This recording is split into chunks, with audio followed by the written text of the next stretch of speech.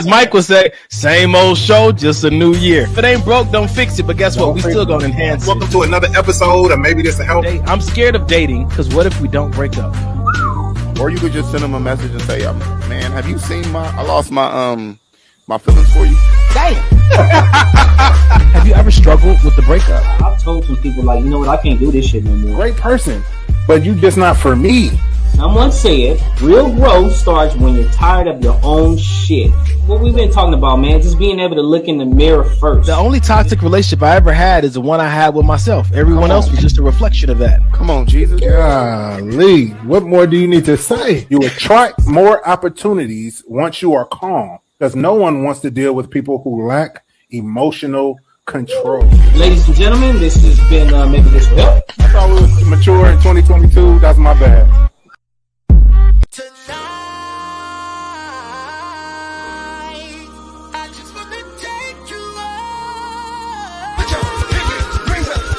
Don't forget the maybe, baby.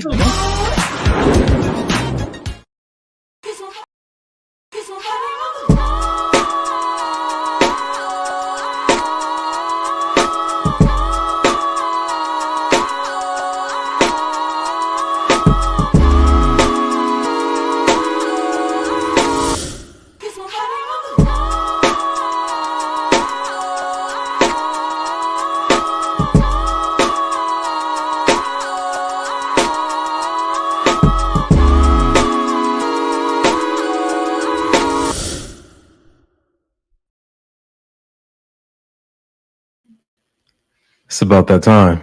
It's about that time. What's the deal, brother?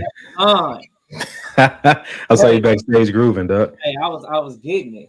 Hey, that's a banger though, homie. That one hits, man. That one hits. Yeah, that's it. Too bad we don't own the rights to that song, but it still hits. So. Hey. Hey, we need to get in the studio and do our own thing then. Right, that's what I'm saying. Then we can own the rights to the song. And we can just, you know what I'm saying? Listen, we got talent, man. We could do a thing or two, bro. Let's make it happen, son. Oh man, welcome to the episode, man. Dude, man, we here, bro. It's me and you tonight, ladies and gentlemen. Welcome to another episode of Maybe This Will Help the podcast. Me and Errol gonna be rocking it out tonight for you. Man, you already know what the deal is. We might switch it up tonight though. We usually do the first hour posts and second hour videos. I'm thinking tonight, bro. What do you think if we just do videos all night, man? Man, we could do whatever, bro. We can do videos. We could slap a meme in there. It's whatever. All right, I like it, man. Before we get started and do our check-in per usual, how about this, man? How about you guys go ahead and tag somebody you know needs to listen into this show tonight? If you're a regular, go ahead and chats and let us know you in the building. What's the deal, Sheila Price? Sasha, it's good to see you, and I love your new hairdo. I saw you posting it online. Looks real fly. If you a regular, post it on your page. Share this on your Instagram, on your Facebook page, or on your YouTube channel. And also tag somebody, you know what I'm saying, who you want to join in. And somebody said this to me last week, bro. They said that maybe we should see about going live on Instagram as well. Okay. So maybe that's something I'll look into as well. If you think that's a good idea for us, go ahead and tell us, yeah, go live on Instagram too. I mean, it's a lot to manage, but you know, something that we could do. I'm sure we can make it happen. Right. Look at our number one.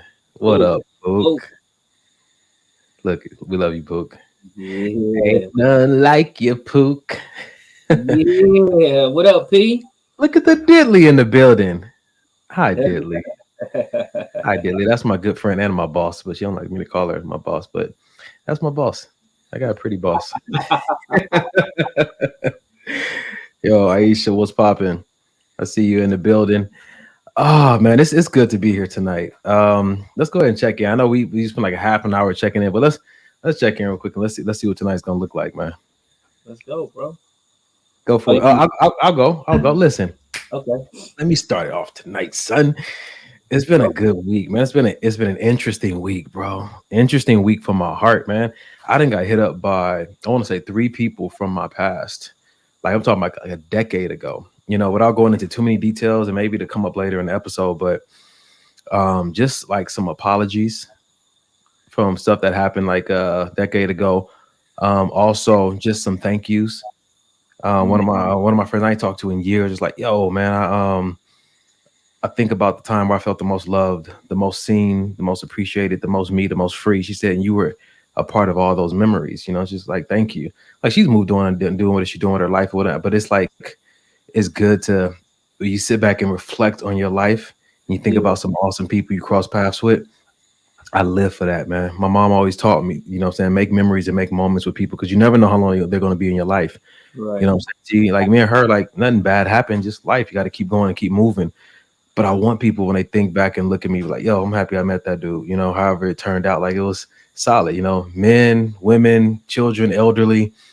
You know, it was an interesting. That was an interesting encounter with those people and a few other people like popped back to my life this week that I haven't talked to in a while. A lot of new things happened for me. I got invited to a place. I've known this person for years. I got invited to a place that they own, and I've never been there before, right? And I'm just like, God, why are you doing all this new stuff? Like, what's happening? Like I don't know. It's like just like I don't know if it's breakthroughs happening or just preparations happen. I don't know. I have no idea what's happening. You know what I'm saying to you? But I'm open to it, bro. And man, after who knows how many years, I went on an actual date last night. All right. Hey, Actual date. hey, bro, just don't get no bamboo earrings with new in New with new. I'm feeling new. Hey, Yo, hey, it's something in the air, man. I'm gonna get you a pair too, bro. Don't even trip. I don't want them. Hey, Ah, don't waste your money.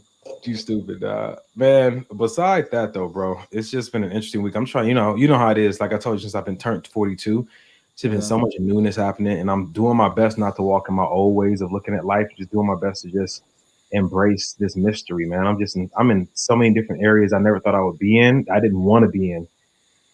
And it's like, all right, God, just do what you do, man. And I'm recognizing the more I surrender and submit to it, man, I just find myself in this deep place of contentment. I'm just solid. I'm flowing Hey, with it. we're not gonna brush past that date situation, bro. Oh no, But we not. I mean, if it comes back up, it comes back up. yeah, exactly. Yeah, we're not gonna get into it, but we're not just gonna brush past it like that. Like Listen, hey, you want to know what's crazy though? what? I went on this date, right? And then one of my mentors texts me while I'm on the date and said, "Yo, would you be interested in going on a blind date?" I'm, Oh, I'm like, what is happening? What is happening? What is happening, man? like it's crazy. I was just thinking about I think it was last week when I was talking to you and I said this year is gonna be it for you. Listen, get your Yeah. groomsman suit ready. Get your best man suit ready so we can get this going. Yeah. But man, outside of that, bro, it's been a good week, man. I had a few moments where I missed my cousin. I checked in on you because I know you talked about last week how you had a loss in your family as well, and you know I don't know, man. I appreciate the time that we've been spending together and just the checking up on each other and all that kind of stuff, man. It's just been really valuable to me, and I say this, our male audience is out there listening, man. Just you know, it may be a little tougher sometimes to form real deep bonds with other men and brothers, but it's worth it. Mhm. I think that that emotional component is required for the deepening of any relationship, and it tends to be easier with women. But if you can find a brother you trust, invest deeply in the emotional and seek to create moments of intimacy, because man, it's that love of a brother is so necessary, and we don't often overtly cry out for it. But if you're like me, you know how bad you need it, and it may be a tussle to really get it and hold it down. But once you get it, man, cherish that thing. So I appreciate you, bro. You know what I'm saying, as well as Mike and Carrie. But I think like just in this past few weeks, our bond has been growing a lot closer, and I just want brother to brother, I appreciate you, man. Yes, sir. Yes, sir. Yeah, Yes, you know what that's it it for is. me, man. All right, let's see, man.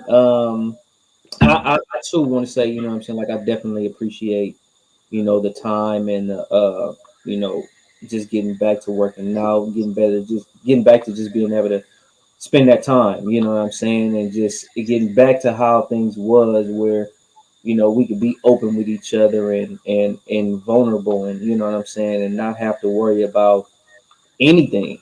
You know what I'm saying? Not have to worry Yeah. about anything. So I definitely appreciate that, man. It's much appreciated and much needed. Mm. As far as my week, man, shoot. It's been honestly, man. It's been a really, really, really tough week for me, man. I've been Okay. trying. I just been trying to press. You know what I'm saying? Press forward, and this is the time right now that I'm really having to lean on God. You know what I'm saying? To trust God because it's a lot of things. Like right now, I'm sitting in the fog. You know what I'm saying? Like I have no idea. Mm, Certain things, man. I have absolutely no idea what's gonna happen. You know what I'm saying? And me just being a man, just knowing how to just take care of business, and in some aspects, I'm kind of stuck. You know what I'm saying? So I'm just like, okay, God, what do you want me to do? Because I know in my own mind, this is what I want to do, and this is yeah. how I want to move, and this is how I want to press, and this is how I want to, you know what I'm saying, get down. But I'm always talking to people about just trusting in God, trusting in God, trusting in God, and just so many things coming up where it's showing me that at this particular time, I have to trust in God. You know, and some stuff is a bit tough, and you know, it's trying, but it's like, all right, God, you know what I'm saying? Nothing that I can't handle, you know what I'm saying? I'm in good health, you know what I mean? I'm not, you know, stressed out about things. There's a lot for me to think about, but nothing for me to stress and worry about. Come on, man. So I'm just sitting in that place, man, you know, but I'm good though. You know what I'm saying? I'm good, and I have to. I always try to be honest, you know what I'm saying? Like just let people know how I feel. But on the same token, I'm still very cautious about, you know what I'm saying, what I express to the greater audience. You know, like I Um, think what yeah. was go I ahead. was.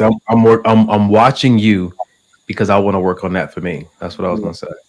yeah, when you and I sit down and talk, you know what I'm saying? It's like whatever, everything is free flowing. But you know, I'm very cautious, and it's not so much that I care about what people think.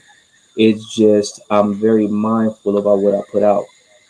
You know, so I'm very cautious and very mindful about that. But you know, either way it goes, you know what I'm saying? Like I'm cool. I had school this weekend, man. It's a class that I Yeah. needed to take. That was funny hearing you say I'm back in school, bro. It's been a minute. Man, you know what I'm saying? It's just a class that I have to take. It's like 32 hours, and I can use it for my continued education. You know what I mean? I've already renewed my license last year, so I'm good for another few years. But I can still use these credits towards my continued education. But man, I had to go to school 8 hours yesterday, 8 hours today, starting at 7 a.m. in the morning, 7 a.m. to 3:30, and then I got to do it again. You know what I'm saying? The following weekend, and then oh boy, but you know what? That next weekend, uh, party time, get money, Is it that? get money. No.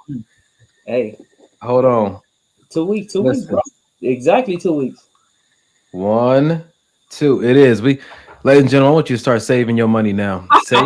Save your coins because Errol's birthday is coming up, and when we blast his brother's Cash App and his Venmo and PayPal, we want you to blow his bank account up.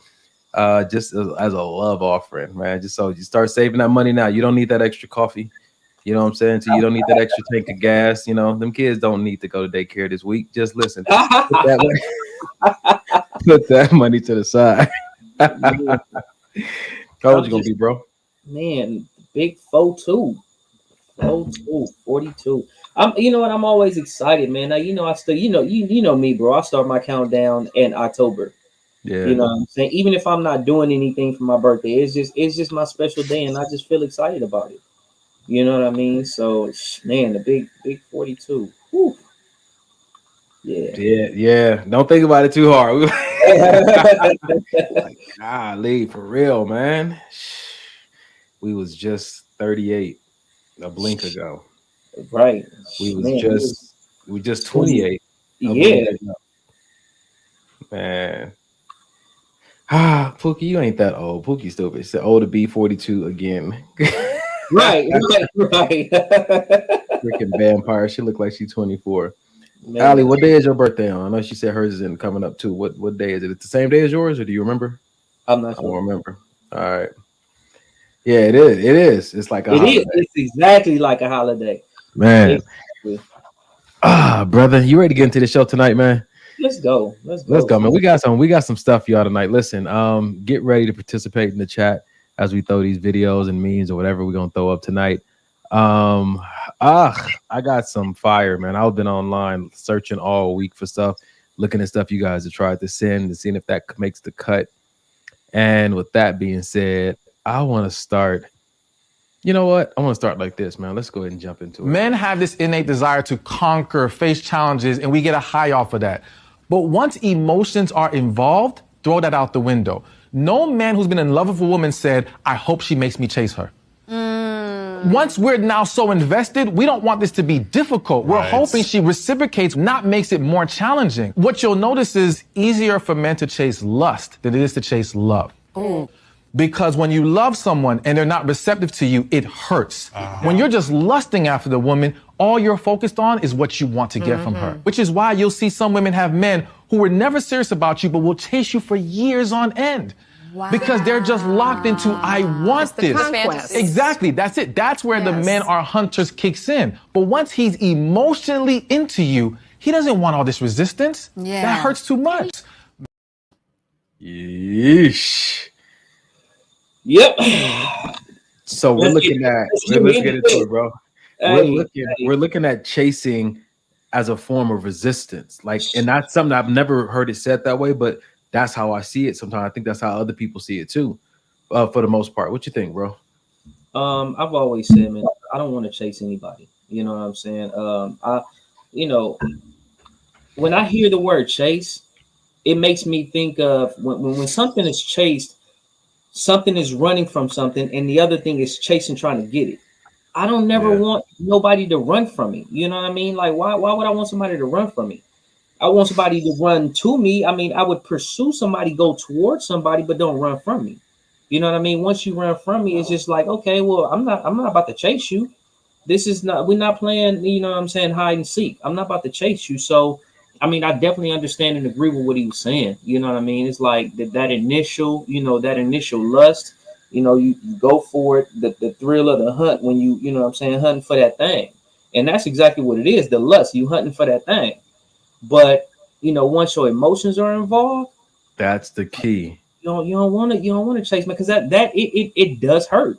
You know what I'm saying? For somebody to actually, you know what I mean? Like you feeling somewhere, you open up to somebody and those emotions, those feelings are invested, man, and somebody to run away from you is like, oh, okay. I'm wondering, bro. I'm thinking about this and I'm wondering, like, is the hurt always supposed to be a part of it though? You know what I'm saying? I think about things that I've chased and that, of going after, and that chase requires something of me. In my pursuit of whatever it is I wanted, it required me to give up certain things. And so is that hurt sometimes? Not so much the woman's resistance, but it's sometimes like, man, I got to give up these ways of doing life in order to be with her. Is the hurt a detachment from my old self to my new self, or is it hurt because you're because I'm wondering with this, bro. Listen to me like a little bit. I'm wondering, like, how can it hurt so bad emotionally if she hasn't yet given herself to you?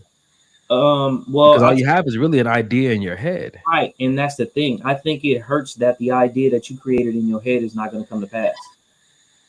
I think the biggest thing is, when you want somebody, you start to create this vision in your head, and I'm not saying you specifically, I'm just saying, people a lot of times when they want somebody, they create this vision in their head. And sometimes we create this thing like, oh, it could be like this. And, oh, I would, want this like this. And you start to build these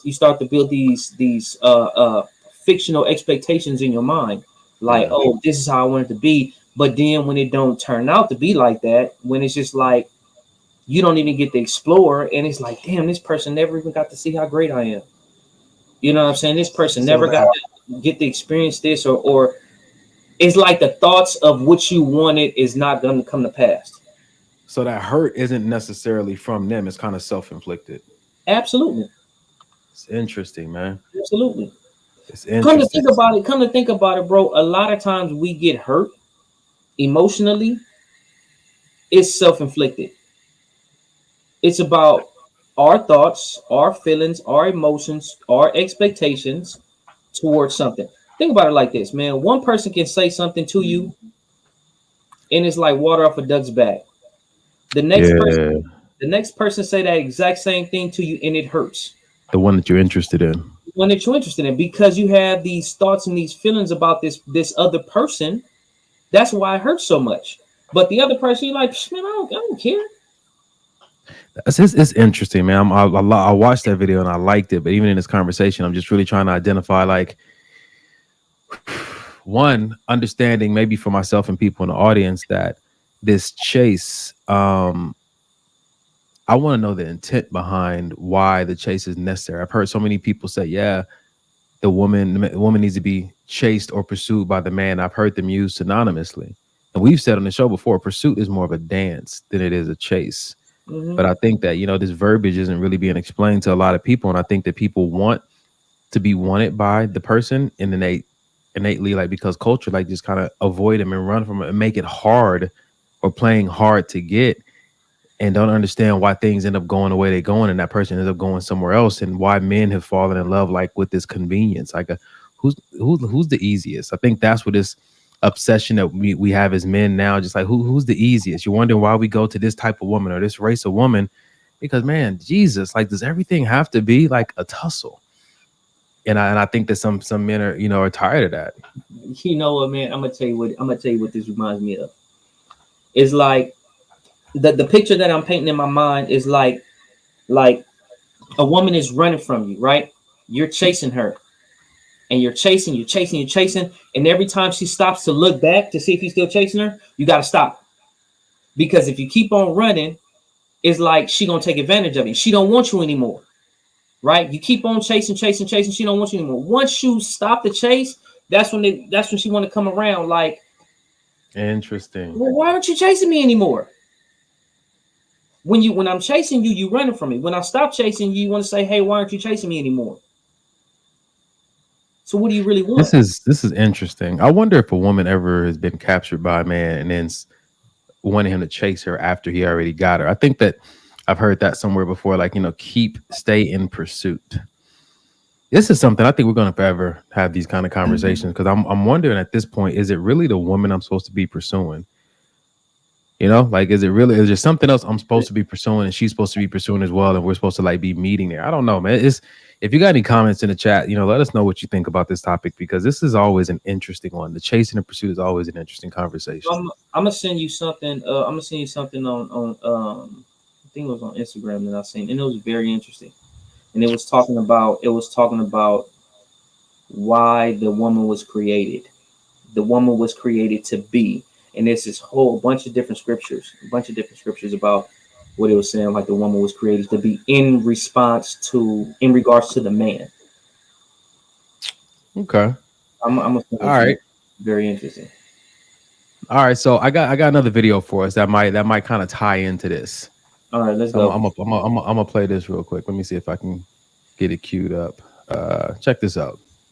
Women cannot hold men to traditional standards, not be traditional themselves, and then expect a man to pay full price for a depreciating asset. I'm going to say that again. You cannot be non-traditional women and want the man to be traditional on his side and pay full price for a depreciating asset that isn't traditional on his end. Because whether women want to accept it or not, the reason why men were traditional and chivalrous was because women were virgins. Mm-hmm. They're polite, they're feminine, they're submissive. And when you got a wife, she was a wife, not a boss babe, not a boss bitch, none of this stupidity that's going on. So what's happened is female liberation has given you guys the liberation you want. But with every action comes a reaction.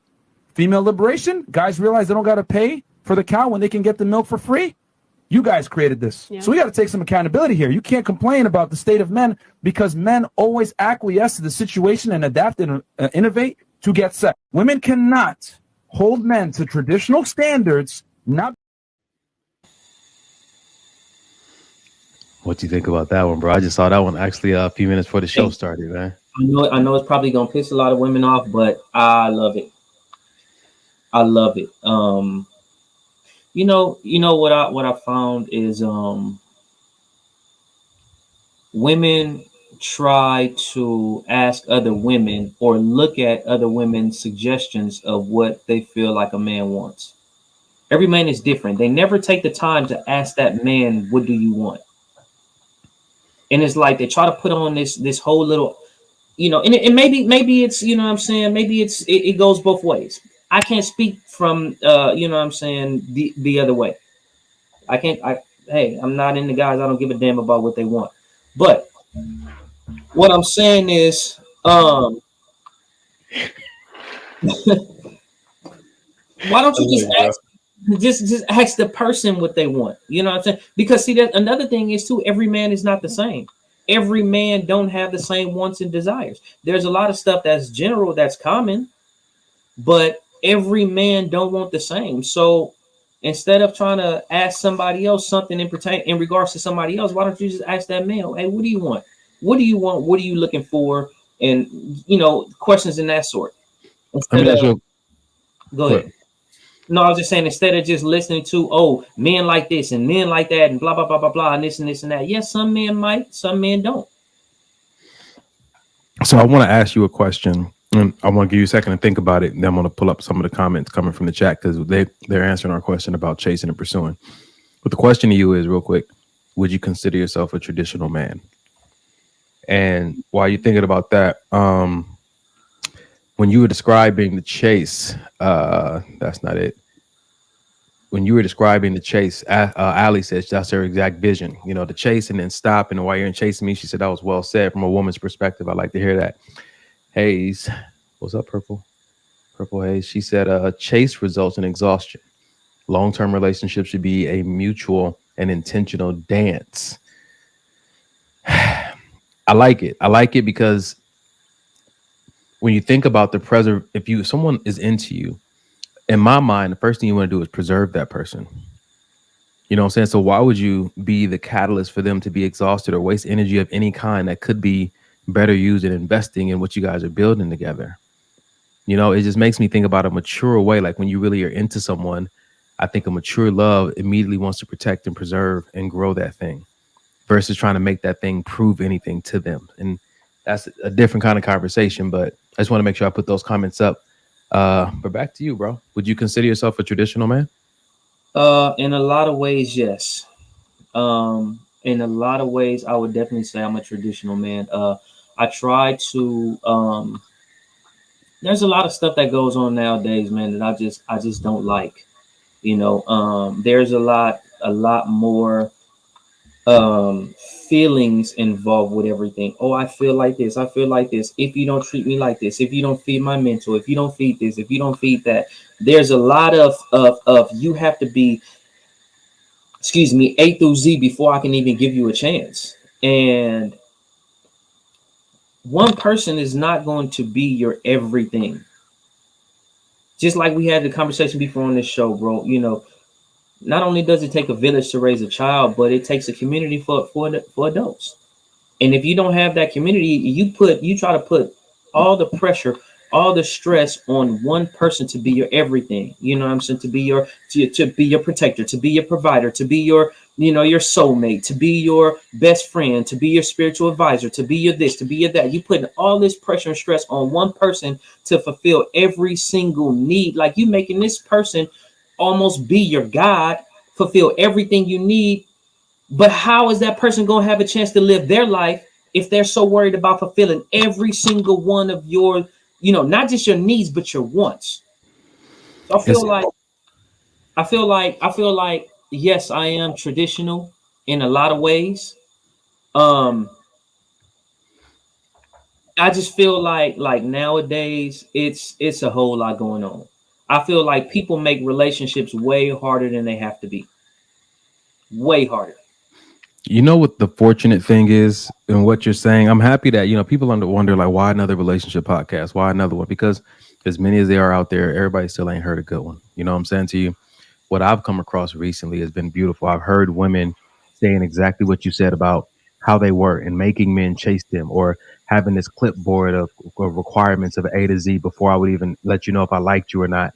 And I hear them saying like, I recognize that and I had to get away from it. I saw that it was toxic. I saw that it was hurtful. I saw that it wasn't healthy. I'm hearing these conversations from women because the conversations are being had in public and people are getting a chance to look in the mirror and be like, yo, this really isn't healthy. And that is one reason why I really love this podcast, because maybe this will help. Maybe helping you see what you're doing. You know what I'm saying? It might help you to readjust or make some provisions to like, yo, is this really the best path forward?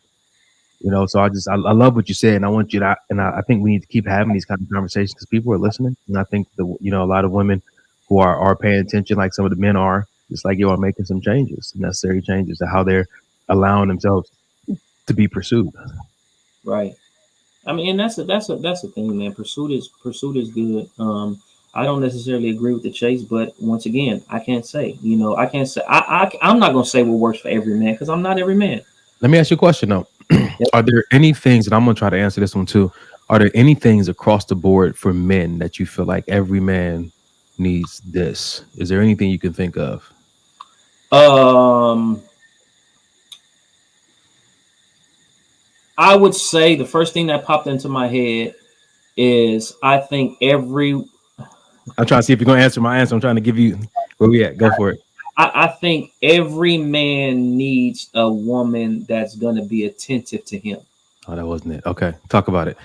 Doesn't necessarily mean he wants her to crowd him, but attentive. If he needs something, whatever form of fashion that may be, you know what I'm saying? If he needs somebody to rest his head on, you know what I'm saying? If he needs somebody to, bounce some ideas on, if he needs somebody to, to be that outlet and just open to be present, right? And the crazy part about it is that just popped into my head, but then it just takes me back to, in the beginning, the Bible talks about the woman being the helper. Yeah. So like that right there kind of confirms my thoughts or whatever, but I just feel like every man needs a woman who's going to be there for him in whatever form of fashion he needs it. People need it in different ways.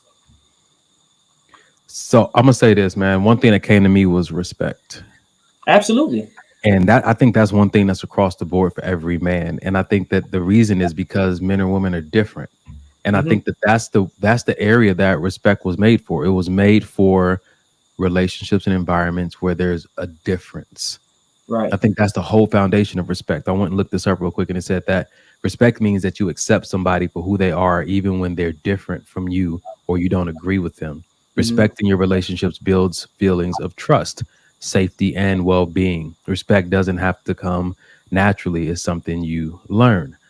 And so, it doesn't have to come naturally. It could, but if it doesn't, you can still learn it. But I think that respect is so important because men and women are so different in many ways. Yes, there's some similarities, but it's not the similarities that causes the issues. It's the differences.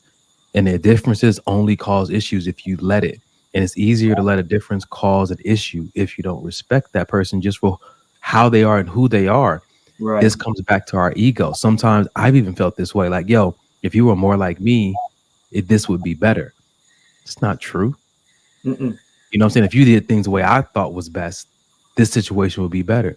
That's not true. Sometimes what you need to do is just respect that they're different, respect that they do things differently, and just recognize that it's not making things any worse. You just want things done your way, and that's not healthy for the relationship. Right. What's healthy for the relationship is that you got to do all you can to come to an agreement on what's best for the relationship, not what's best for you, not happy wife, happy life. Absolutely. Yeah. I feel like, even with the respect, it's like hitting the nail on the head. Like, I feel like when I say, all man wants a woman that's going to be there for, I think respect is included in that. Accepting me for me, be there for me. If respecting the fact that if I need to be vulnerable at this time, if I need to, whatever the case may be, just respect the fact that I need you to be there for me. Whatever the case may be, just guys are very big on disrespect. Don't disrespect me. Yeah. Do not disrespect me in no form or fashion. And when it comes to all that happy wife, happy life stuff, no, you know what I mean? Every situation, like you have to, when you're in any type of ship, relationship, family ship, friendship, whatever type of ship it is, you have to realize that you're not in there by yourself. It's a ship. That's good. You're not in there by yourself. So with that being the case, understand that when you're in this ship, it's no longer about me, but it's about we. And if you can't understand that it's about we, sometimes you're going to have to put yourself on the back burner, your own thoughts, feelings, and desires on the back burner for the betterment of us. If you're looking at a big picture, you can't focus on one little small spot or dot.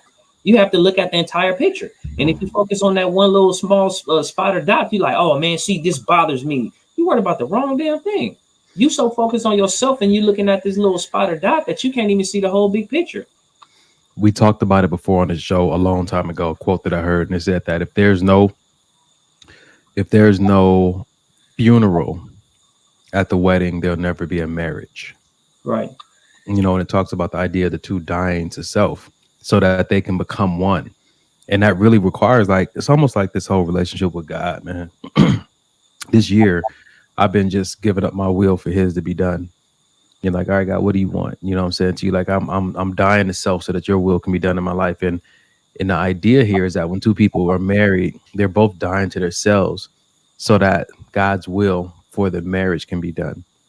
So honestly, I've been told, you ever take a look at your vision board, your wants and dreams from life and say, hey, I'm setting that all aside for the mystery of whatever reason God put me and this woman together. And that's a big pill to swallow often for some people, which is why you should take your time in considering who you're going to marry. Who do you want to just, man, I wanted to be a fireman and I wanted to, you know, have a few rental properties and this all the stuff I wanted when I was single. And then the idea is that you're willing to put that on the offering or the sacrifice table when you get married and say, I'm willing to give all that up to be with this woman for the mystery or whatever God wants. He could put the same things back on the table that you wanted. But the idea is that, are you willing to give it all up? Are you willing to die for the mystery of this beautiful thing? It goes back to that picture of that God having the white Jesus holding the big teddy bear behind his back and saying to the little girl, give me the little teddy bear and I'll make an exchange with you. You know how white Jesus is. And so, you know, it kind of like that with us. Like, do we trust God to give up everything we thought we wanted for this exceedingly abundantly above thing that he has reserved for us? But, you know, a lot of times we're just not willing to die to self, man, in many areas. Now, check this out. This is just something that I was just not thinking about just now, right? The Bible talks about God as the head, right? And we're the body, right? Okay. Christ is the head of the church. Christ is the head. If Christ is the head, then, you know what I'm saying, then we're the body, right? Check this out. If the head is not there, does the body even exist? If you don't have no head, then what's going to happen? The body's going to die and decompose. In the natural sense. If you don't have no head, there's no body. If you have a head, then, you know, not if you have a head, but the head is what? Where your thoughts are, where your brain is, where your imagination is, right? What would happen, which is what we do all the time, which is why we always so damn lost, but we try to act like the brain is in the body, and we try to be absent of the head. We try to act like the brain is in the body and we can do whatever it is that we want to do. Oh, well, this is what I feel. This is what I feel. This is what I want to do. This is blah, blah, blah, blah, blah. All these things about what we want to do. Well, I want to do this. I want to do this. I want to do that. And it's fine to have, you know what I'm saying, visions. And it's fine to have, you know, thoughts and desires and all these things that you want. That's fine. But I'm not even going to say at the end of it, at the beginning of the day, you know, you have to submit. There have to be a form of submission. If you can't submit, like the Bible says, seek ye first the kingdom of God and all his righteousness, and all these things will be added. If you can't submit first, you expecting to get those things without even submitting. I got something for you, bro.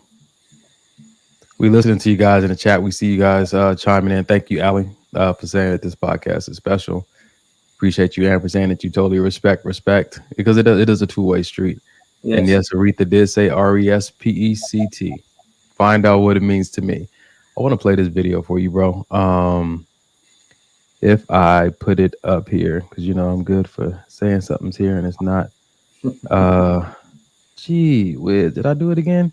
Maybe I can add it real quick. There's this video. Yeah. Wow, I don't even see it anymore. Won't be playing that tonight. Never mind. You know, it's likely to like show up somewhere else where I didn't think I saved it. Yeah. Oh man, that sucks because it was a good video. I might have deleted it. Anyway, if you got anything else to say, cool. If not, then I got another video for you. No, I'm just sometimes I just sit back and I just be quiet, man. I not be in awe of the stuff that God just puts on my mind and puts on my heart. I go through a lot of stuff, and that's how I feel. That's how I'm able to see. I get a lot of dreams. I have a lot of dreams, but then God also allows me to feel some things, and I feel like I'm in a season right now of kind of adjusting, um, feeling some things, seeing some things, seeing myself, seeing where I need to fix myself, where I need to change, understanding what I want, what I need, not just what I want, and then just in this position of just submitting myself. I got you. And what's been the most challenging part of that for you? Getting away from what everybody says and thinks is supposed to happen because of society that we in right now. Like everybody create these whole thoughts and stuff, and it sounds really good. And the thing is, like people create these sayings and these captions, and it Yeah. sounds really, really, really good. You know what I'm saying? It's like you have a philosopher. That philosopher sounds so good that everybody starts to run with whatever it is that they're saying. And if you really, really dig deep, it's complete bullshit, but it's well versed. Yeah. It's bullshit that's it's profound bullshit, but it sounds so good that people are just running with it like, oh yeah, oh yeah, oh yeah. And now this becomes a new it. Yeah. And if you're not chasing that same it that everybody is talking about, something is wrong. With you. Yeah. Something is wrong with you. But I'm right now I'm at the point to where it's like I don't care if people think something is wrong with me. I'm paying attention to what's going on and I'm not chasing everybody's sack of shit. All right. And on that note, I found the video. I'm gonna play this real quick. Check this out. Women don't want to be wrong. They'd rather lie than be wrong. It's their nature. It's not a bad thing. I'm not dissing women. Women run from submittance. In relationships, let me say this. Men commit in relationships. A woman cannot commit in a relationship. I don't care. Oh, she won't commit. She broke her commitment. She broke her commitment. She never was committed, bro. They can't. When a man commits to a relationship or a marriage with a woman, he does that in thoughts that it is forever. When a woman submits, she does that in thoughts that this is fucking awesome. And he's awesome. And I love this. And I'm getting what I want. As soon as that stops, she's like, I'm not happy. And she fucking leaves. She will tear your whole family and legacy apart, bro. And we know this is a fact. Women don't want to be wrong. What you think, man? Well, this is what I would say. I've seen that to happen in a lot of cases. I wouldn't say women as a whole. Okay. I would not say women as a whole. For me to say women as a whole, that would be me being disrespectful to a lot of women. So I will say that I have seen it. Yeah. A lot. I've seen that take place a lot. And you hear about it all the time. Men are only good for what they can provide. When I was listening to that video, something that I heard that stuck out to me, it talked about commitment and submittance. Mm-hmm. And what I took away from that, like men commit in hopes that women will submit. Mm-hmm. Because you said they're not committed, but are they willing to do the submitting? And I never really looked at it from that respect, because you know how in the Bible says that husbands love your wives and wives respect, your husbands. And I'm wondering, does a marriage require two different things from the husband and the wife? Well, and that's something that I was going to send you on what I was telling you about that I saw. A lot of what the Bible talks about with a man and a wife when it comes to that husband and wife stuff, it's a lot of submittance from the man submitting to Christ. That Christ is the head, we are the body. But then in the household, that man is the head, and it requires that woman to submit. And a lot of times, you have women say, well, I'm not going to submit until this, or I'm not going to do this until this, until this, until that. But they say, oh, I'm a Christian woman, or I'm a God-fearing woman. A lot of people like to say that, oh, I'm a God-fearing woman, I'm blah, blah, blah, blah, blah. But when it comes to God telling you, hey, this is what you're supposed to do, they don't want to read that part. and they don't want to adhere to that part because it's just like we're in this new age stuff to where it's not popular. Oh, I can go and get the bag, or I can go and do this, or I can go and do this, and I can go and do that. You know what I'm saying? Like how are we supposed to love our wife like Christ loved the church, meaning we give up our life for that woman, but she don't even want to respect me as the head? And that's an interesting thing because the church doesn't really respect Jesus as the head. And that's they bad. Well, we are the church. You know what I'm saying to you? And so when he says love your wife like Christ loved the church, what I hear is a call to love her regardless of what she does or doesn't do for me. I remember when we lived in Texas and we were in those men's group, and the dude told me, he said, I don't think you understand what marriage is. He said, marriage is committing your entire life to a woman who may never reciprocate or appreciate your love. He said, when you find a woman that you're willing to commit your entire life to with no guarantee she will ever appreciate or reciprocate, then that's the one you marry.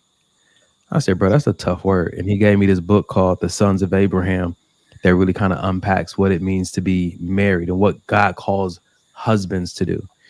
And he didn't say that they would never appreciate or reciprocate, but he said he said when you understand marriage from that component, you start to get a better idea of what you're being called to. So let me say this, bro. Yeah. Isn't it easier for you to love somebody who's helping you versus somebody who's against you? Is it easier? I would say so. I think there's a different set of emotions that come with. Like, not really digging deep, but just generally speaking, I would say so.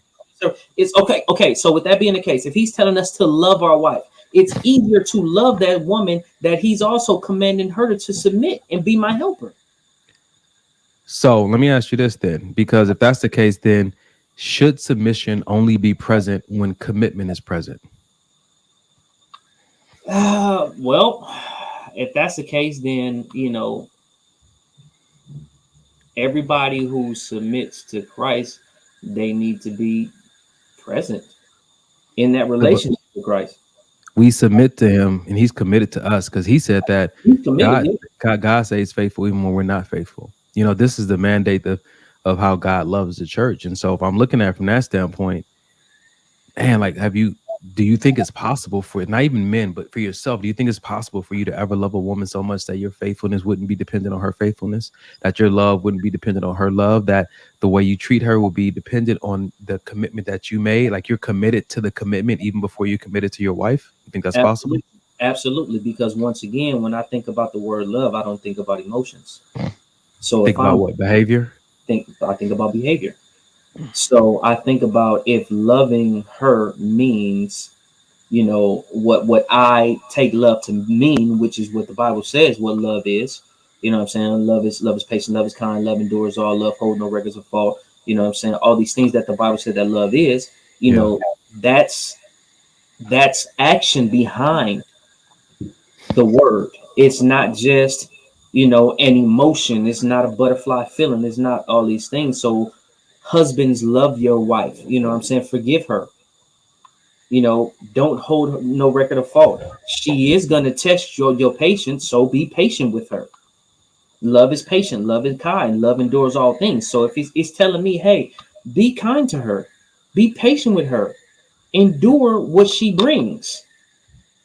Don't hold no record of fault when she brings it, because she's going to bring it.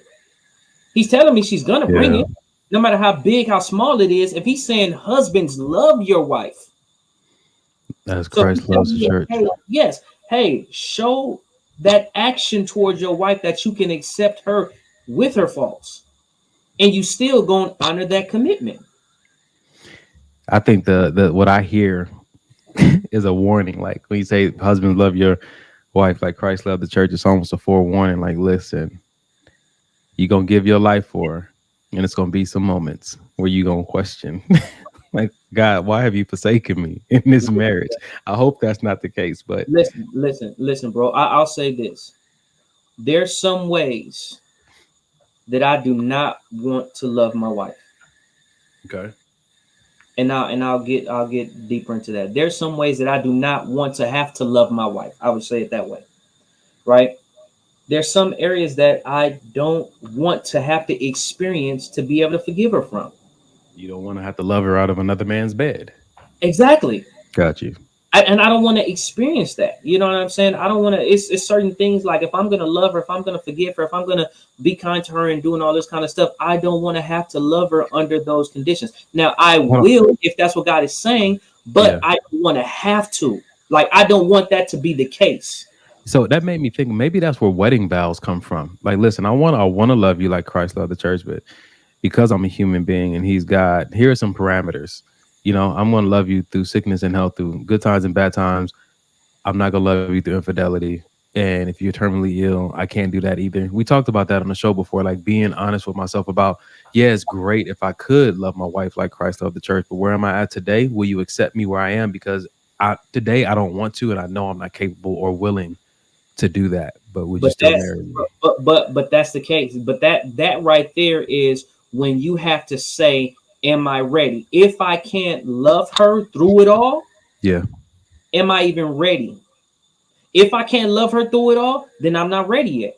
If she can't love me through it all to honor those. But you know, it's like they say, you know, everybody think they would jump bad and you know, like they talked about the terrorists for 9/11. It's like everybody felt like they would have ran and tried to stop the guys, but you know, everybody think they'll run into a burning building until they feel the heat.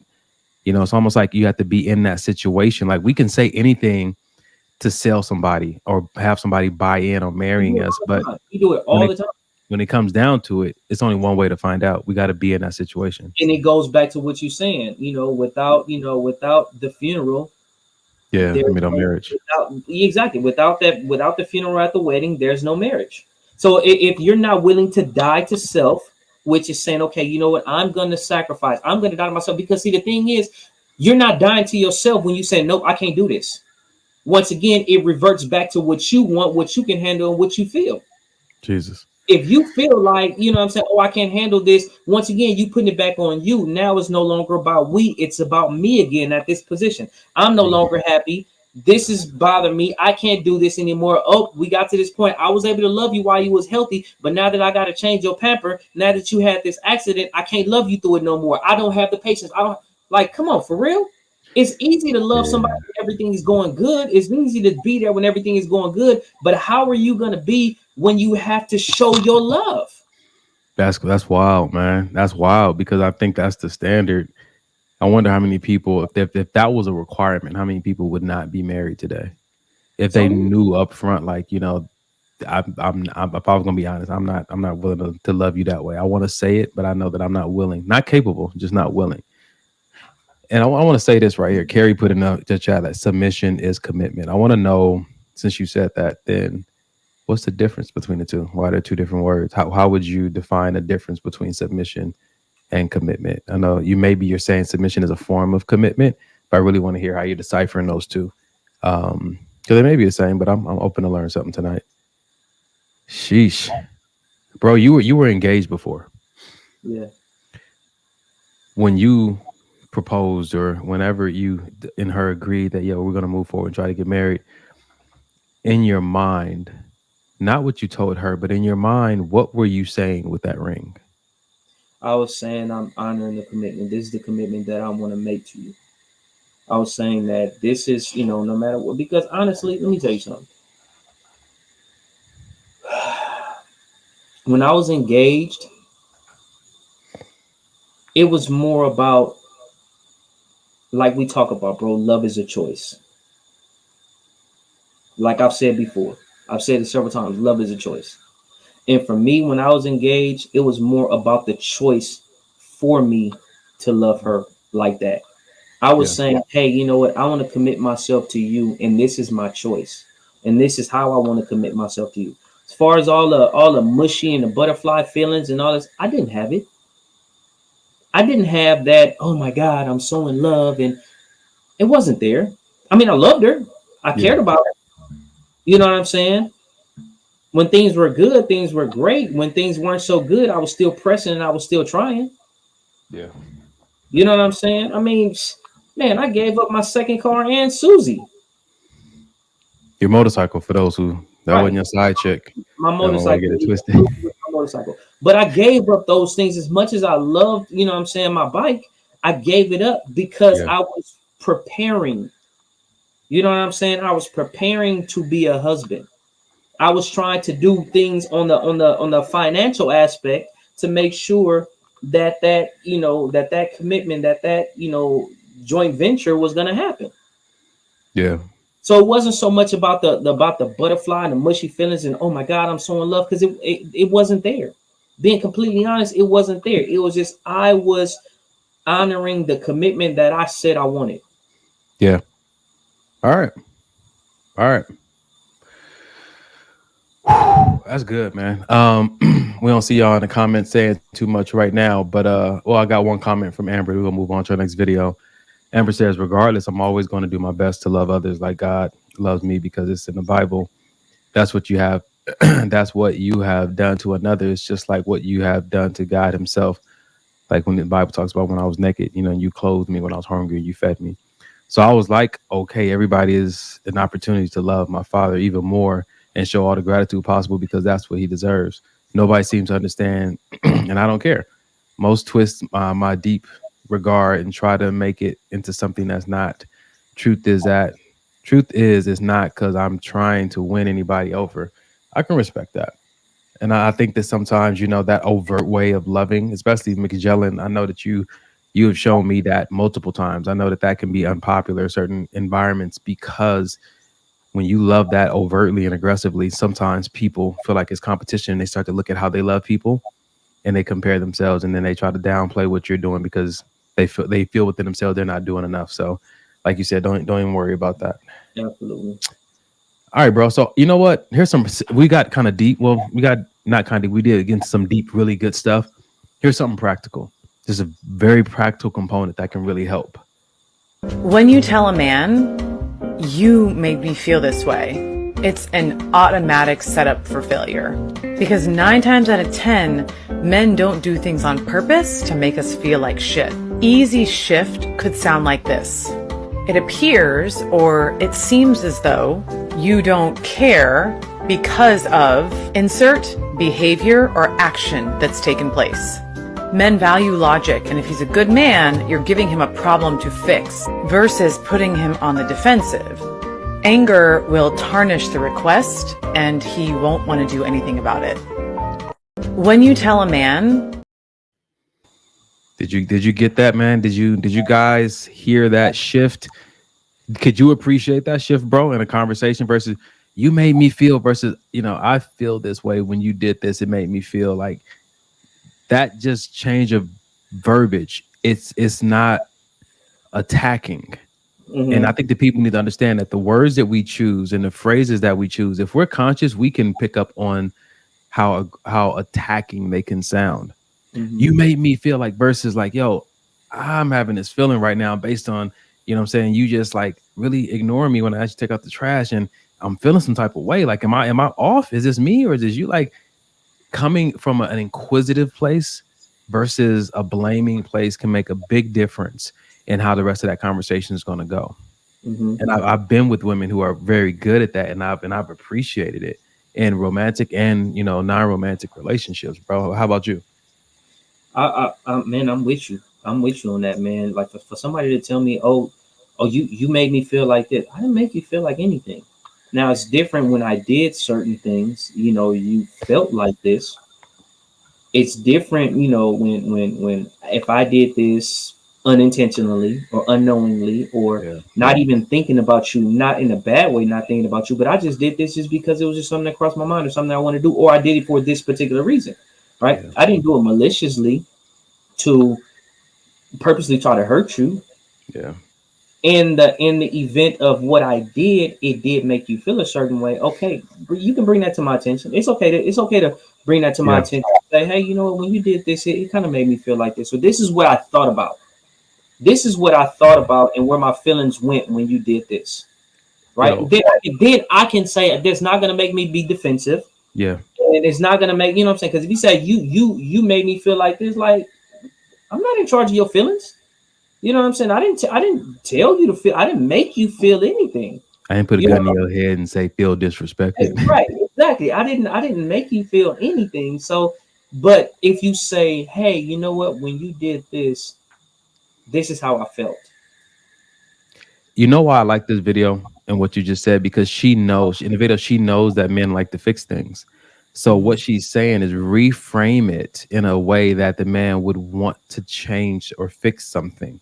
If you come at a man as if he's your enemy, as we're wired, we're gonna, more than likely get defensive and say, hold up, man. Like what's going on here? Versus coming as this person like, yo, like I have a problem that I need you to fix. Knowing that that's our wiring, like it's just brilliant. It was just smart.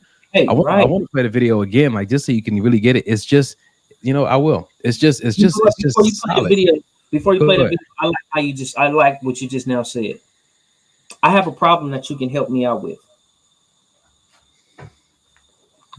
That like right there. But that's just as good as when I was with my ex. She said, if there's something serious we have to talk about because of what I went through with the child, start by telling me, hey, you're not in trouble. Like how we preface these conversations is everything. I used to tell her, like, you're not in trouble, but I want to talk to you about something pretty serious. Like what you just said, hey, I have a problem. I need you to help me fix. Like that's a game changer, bro.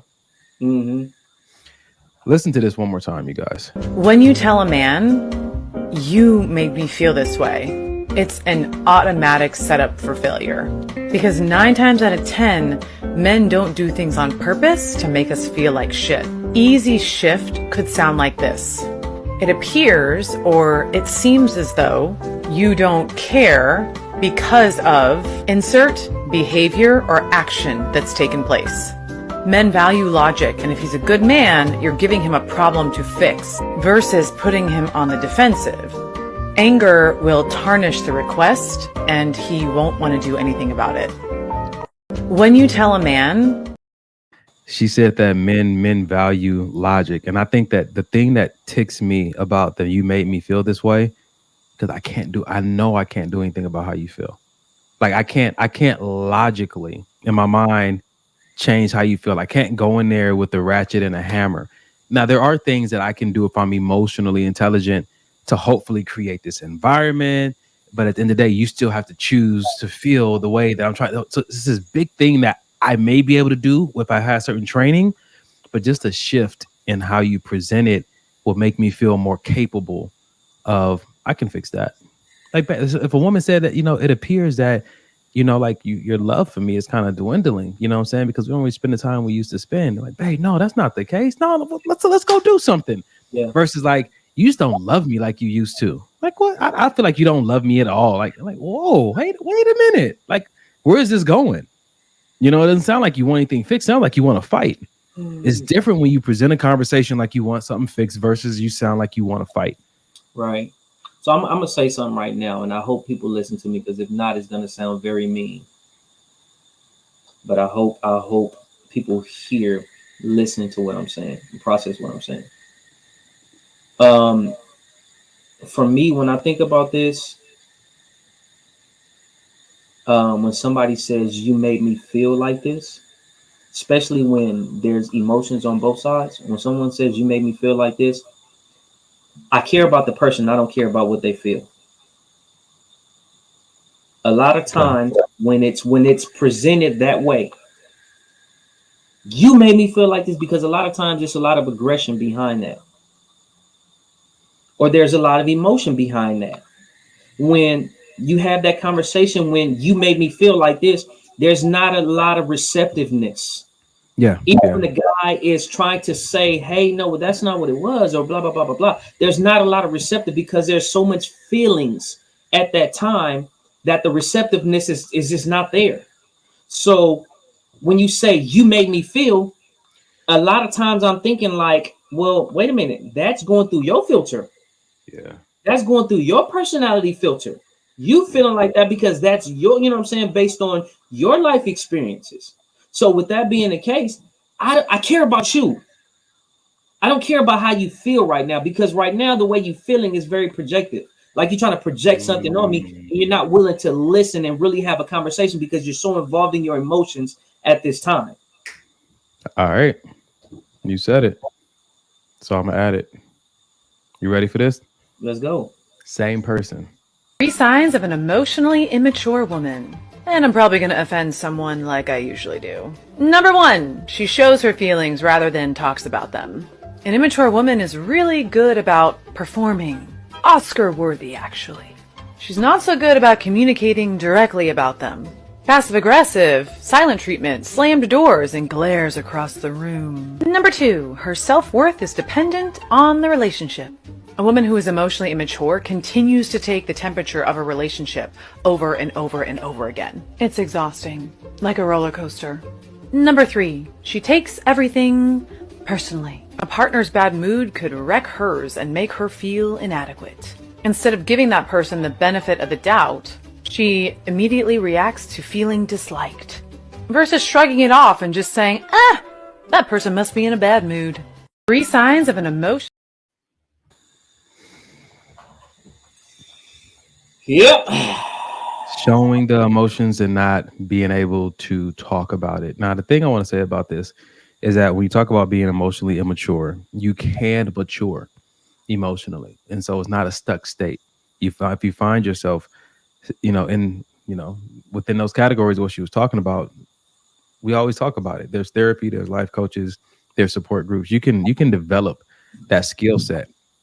But the first piece to developing anything is being aware that it's somewhere where you need development. When you portray these emotions, but you don't know how to verbally, communicate them.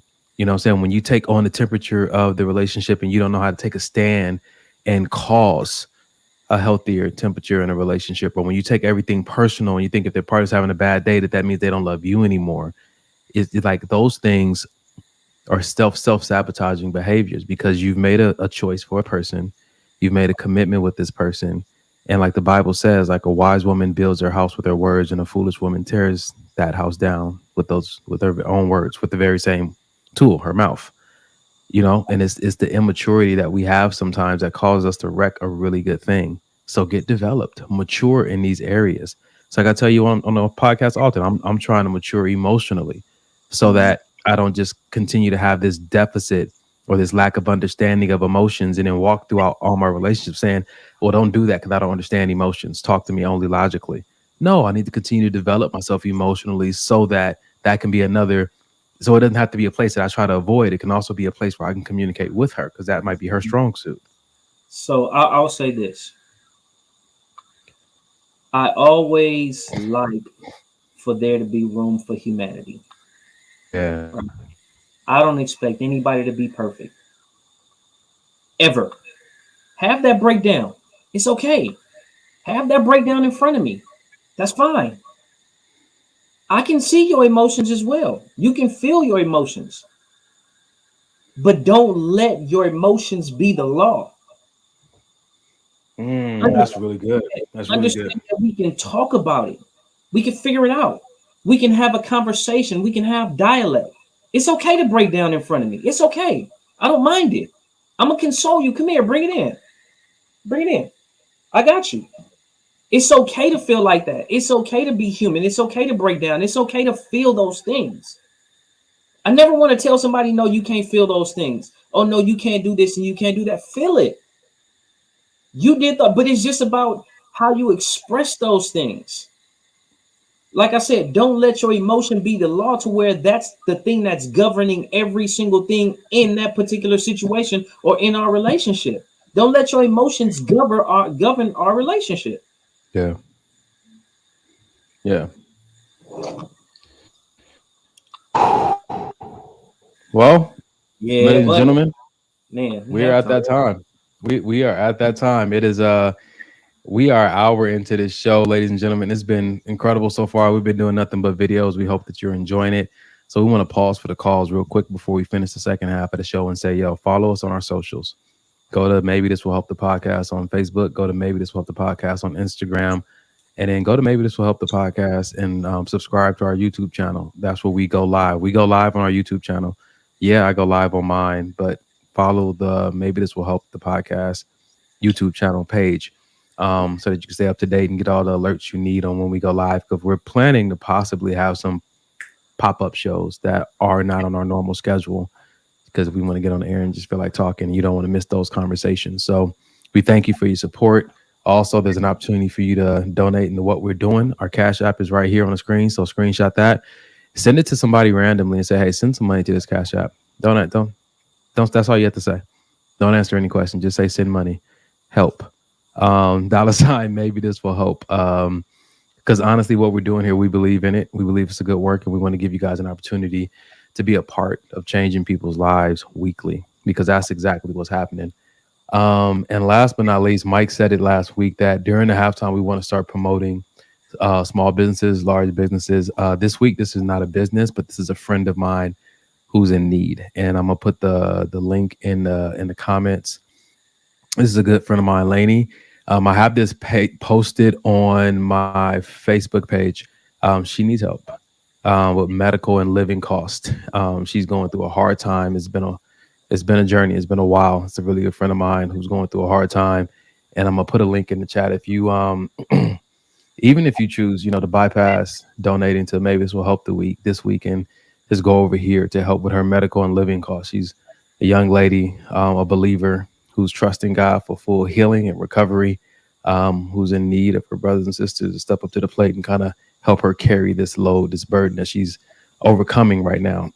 So if you could take a moment to click the link that I put in the chat, and whatever you can send can help. And if you know other people who are angel donors and like to, just give to a good cause, this is a good cause. Send this link to them as well, or you can repost this on your page if you so feel led. Sometimes it's something that small, because you might reach people that I may never reach.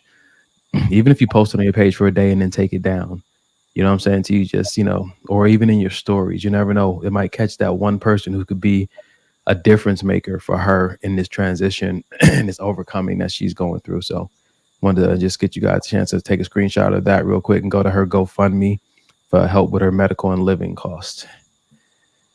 Because it could be any of us, you know what I'm saying to you? So there's that, bro. You got anything you want to add, my brother? The only thing that I wanted to add was you talked about the Facebook page and talked about the YouTube page, but we also have the Maybe This Will Help IG page, and then on there you can check out our stories. Sometimes we have maybe videos and small clips, and then upcoming things that we have going on as well. So don't forget about our IG Maybe This Will Help page also. All right, ladies and gentlemen, it's time for you to tag your favorite friend, grab your favorite snack, get ready for the second half of this show. This is Maybe This Will Help the podcast. This is your favorite place to get relationship talk that you can relate to. Every Sunday, live on YouTube and Facebook. Before we get into the second half, we're going to do a little bit of this real quick.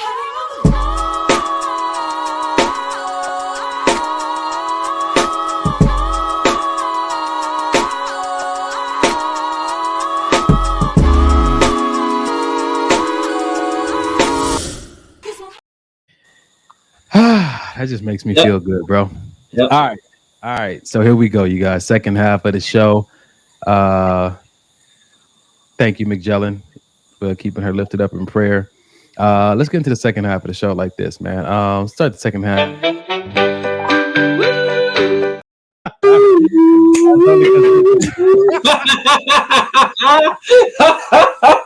This brother to memorize the whole song. All right, man. This sounds because your birthday's coming up. We're gonna get in some heavy stuff right here, bro. Ooh. I don't even know. You know what? I'm never go ahead. Yeah, here we go.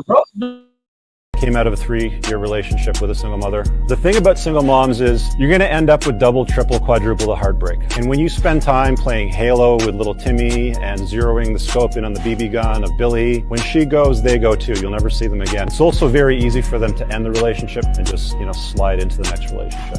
They have questionable judgment skills. You'll never be a priority. Save yourself for somebody else that has the capacity of the time. They think the world is going to revolve around her and her kids. She's emotionally unavailable. Kids will work against you. They're not intentionally trying to do this, but even your presence in that relationship, you're pissing on the flame of reconciliation between the two parents. They have a distorted self-image. All you have to do is go on any dating app, see single moms in there, they think they're a 10 when they're like a 6.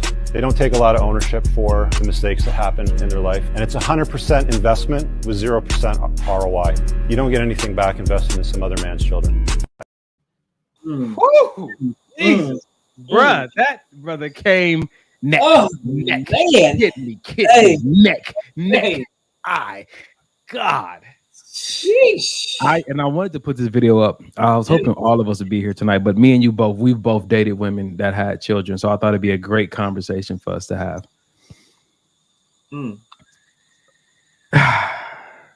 Is there any future in investing in another man's children? Do you think that single moms are emotionally unavailable? Does it depend on how old the child is? Like, these are all very important questions that a man should consider before he dates a single mother. And one thing I will say is that nothing about being a single mom makes you toxic, because I saw that as the title of the video. I want to make sure I express that I felt that way, but this is a discussion we're going to have. Go for it, bro. Man, this is heavy.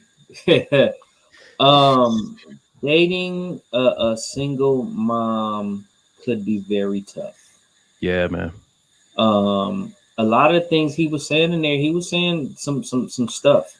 You know what I'm saying? He was dropping Talk about it. Which one? About, just the kid, and they take away the kid from you, and exactly, about never being a priority, about, what I'm saying, like the kid can just be taken away. You can invest in, what I'm saying, in the child, and that child can be taken away. Just the freedom, what I'm saying, the freedom of, just being able to spend time with a person, what I'm saying. It doesn't come so frequently like that. It's about, I got my baby, I got my kid, I got to do this, I got to do that, and stuff like that. And obviously, of course, you understand those things, but it's very difficult. You know what I'm saying? And then knowing, I'm gonna tell you the hardest part. The hardest part. The hardest part is knowing that kid is 50% that mom's, 50% that dad's, 0% yours. At any given time, that kid does not have to have any type of bond with you. You can love, you can be there for, you can do all these things, but at the drop of a hat, if you and that mom split up, it's nothing more. So the feelings and everything that you have invested in that, right? It's gone. Now, in addition to that kid being 0% yours, right? You step up into these situations, a lot of times, you're still expected to be the man, right? A lot of times you're still expected to be the man, be that father figure, protect, provide, do this, do that. Now I'm stepping into a situation that, you know what I mean, I can only hope that I'm going to get the best out of this situation, right? I can hope that I'm going to get the best out of this situation, get the love, get the, you know what I'm saying, the respect, get the honor as the husband, as the father that I would want to have. Yeah. Right. That I would want to have if it was my own, right? I would want to be able to love that child. Part of loving that child is correcting that child. So that means disciplining that child, right? So that means if that kid get out of line, I don't want to hear nothing from the mom. Because if it was my biological, I'm not hearing anything from you. I'm disciplining, I'm raising my child like I'm supposed to. I am the man. Let me be the man. Don't tell me what to do, how to do it, when to do it. And if you don't like the way I'm doing it, you got a problem. Oh, no, don't talk to my child like that. Okay, cool. Don't talk to your child. Say, is your child like that? Don't talk to your child like that. Okay, cool. Then I'm not doing anything for your child going forward. Since that's your child, you do for your child. And it creates that separation. You never want that separation to be there. But being completely honest, there are a lot of things that go through your head as a man without children dating a woman with children. There's a lot of things that you don't get. You don't get to be able to, you don't get to have that time as two single individual people with no kids that we could just get up and just go anytime we want to. There's another component that goes along with that. Yeah.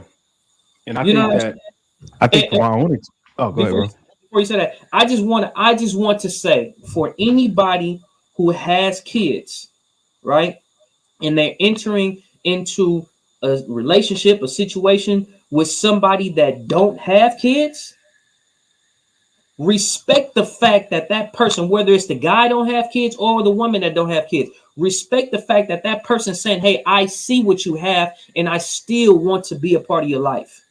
And I understand that it's going to be a little bit harder on me, because now it's me walking into this situation to where it's no longer just about this woman, or if the man had kids, it's no longer about just this man. Now it's the man and the child. Now it's the woman and the child.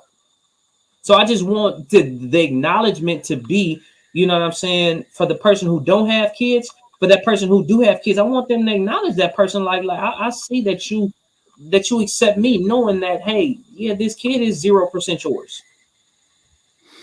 I like that. I think that what I've learned from dating single moms, and I mean, I've dated moms with children like as young as like 1 year old. You know what I'm saying? So that means like this is still fresh. Right. You know what I'm saying? You ain't even lost the baby fat yet, right? You know what I'm saying? I've learned that it's so much, especially if it's her first child, it's so much to manage mentally and emotionally. And as much as I agree with what you're saying, that they, you know, should consider this person jumping in there and, you know, trying to be a part of their life in this unique environment, the person who's trying to get in that environment also needs to have a conversation with themselves and count up the cost. It's a different cost. Absolutely. It's a different cost. Absolutely. Dating someone who has a child and you don't. There's an understanding that you're going to have to learn how to. There's a lack of understanding that you're going to be operating from consistently, especially if they don't have the capacity to verbalize and communicate to you what it's like being a first-time parent, because they're actually trying to be a parent and they don't have time to be a teacher to you because you don't understand and you've never been in that position before. So it's a different dynamic. I've never sworn off dating women with children because I believe that they deserve the same kind of love as anybody else does. I saw my mom, you know, just have me and my sister, and she's a phenomenal woman. And I thought that she deserved the world and a great man. But what I had to come to understand is that it's not just a great man that she needed. It's a man who understood and was willing to pay the cost that it was going to definitely require of him, to a man that can really sit in the room and not be a priority right now, in hopes that one day he could be and be okay with it. Like it's unique. And I know that I've been in that situation multiple times where if the baby daddy calls and it's something about the child, I need to learn how to not just even not be okay, support that. That's a different cost. I'm having to support an agreement that she made with this dude that she probably doesn't even like. And I want to protect her with everything that's inside of me. And when I see that he has access to her to anger her in a certain way because they have a child together, and I have to still support that connection because it's all about the child, I have to think about the child just like they think about the child, when really I just want to protect the woman. But I have to understand that she comes with the child, and I have to love them both equally the same way. It's a different cost you have to consider. And that's what I'm saying. Like, I don't think people pay attention to how much that costs somebody. You know what I'm saying? And then knowing that, especially if you don't have any children with that person, but somebody else does, right? They have that room, that space. You know what I'm saying? If you two never have children together, there's something that he has that you will never have. Yeah. Or just don't have at that time, whether it's just don't have it at that time. You know what I mean? And I think that's something that people don't look at. You know, yeah, that person going in, that single person without any kids have to count up the cost. But I think the person with the kids also have to count up the cost of what it's taking, what that person is actually, you know, taking on.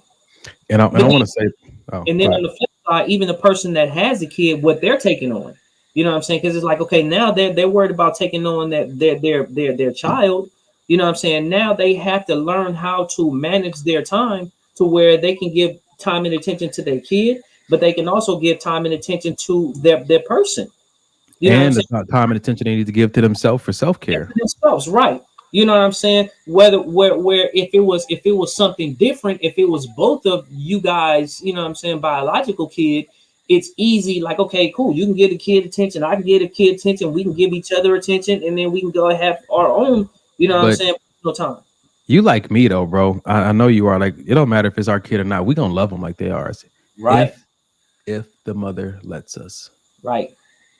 We gonna love them like the way we're gonna play with them. We gonna hug them. We gonna kiss them. We gonna, you know, correct them. We gonna celebrate them, because this is it's in us. That's something that we definitely have in common. Here's how it might have to look though. I like what McJellen said. She said, honestly, I've come to the conclusion that I'm probably going to be single until my children are grown. I do not want to take time away from my children that they need from me, and I'm not bringing anyone around my children. And I think that if that's your stance, that's great to know up front. You know what I'm saying to you? It's just like I might have to just be single until, because this is what I'm trying to do, versus knowing that's how you feel in your heart and still inviting somebody in a dating environment. And now you have this conflict, and that person is experiencing you one way one day and then one way a different day. Oh, I love you. I want to spend time with you, but I don't really want you around my children. Like you can't come over that late or be quiet because the kids might know that you're here. Like psychologically, that can mess a nigga up. You know what I'm saying to you? Like feeling like you're hiding him, or like he's a burden, or like he's this secret, or like he's not healthy. He's healthy enough for you, but not for your children. Like that can psychologically mess with a brother, you know what I'm saying, if he doesn't know how to recalibrate and not take those things personal. Man, listen, let me tell you something, bro.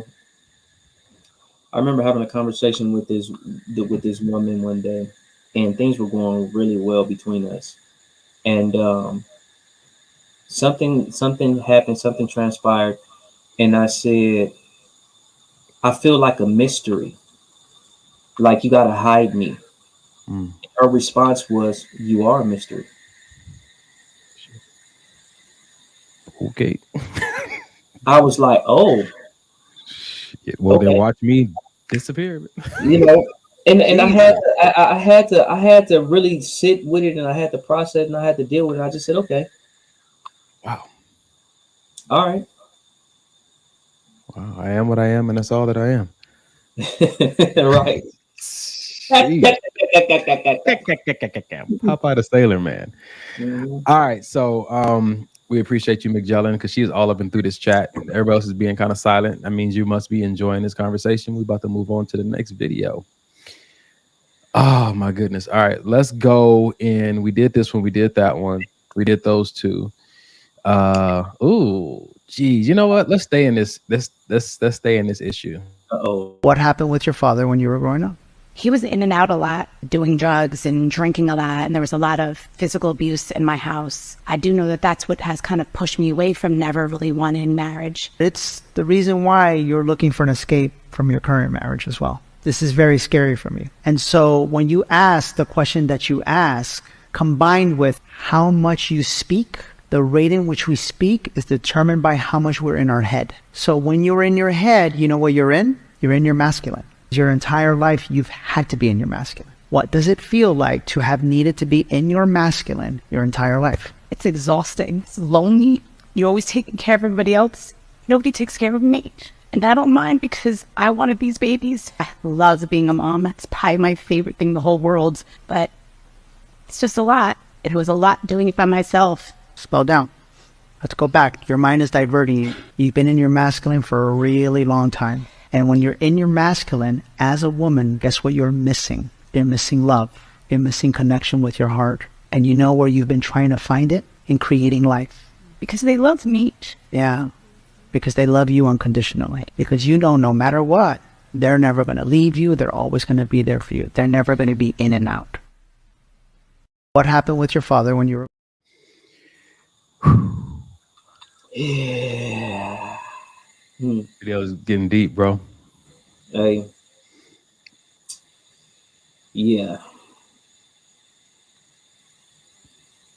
We talk about women being masculine, but this is the first video I've actually heard like a coach sit down with a woman or in a group setting and kind of unpack a little bit from a place of understanding why she had to be, and really identifying the masculine as being very much more logical when she was wired for something a little different, but having to be that because of her circumstances.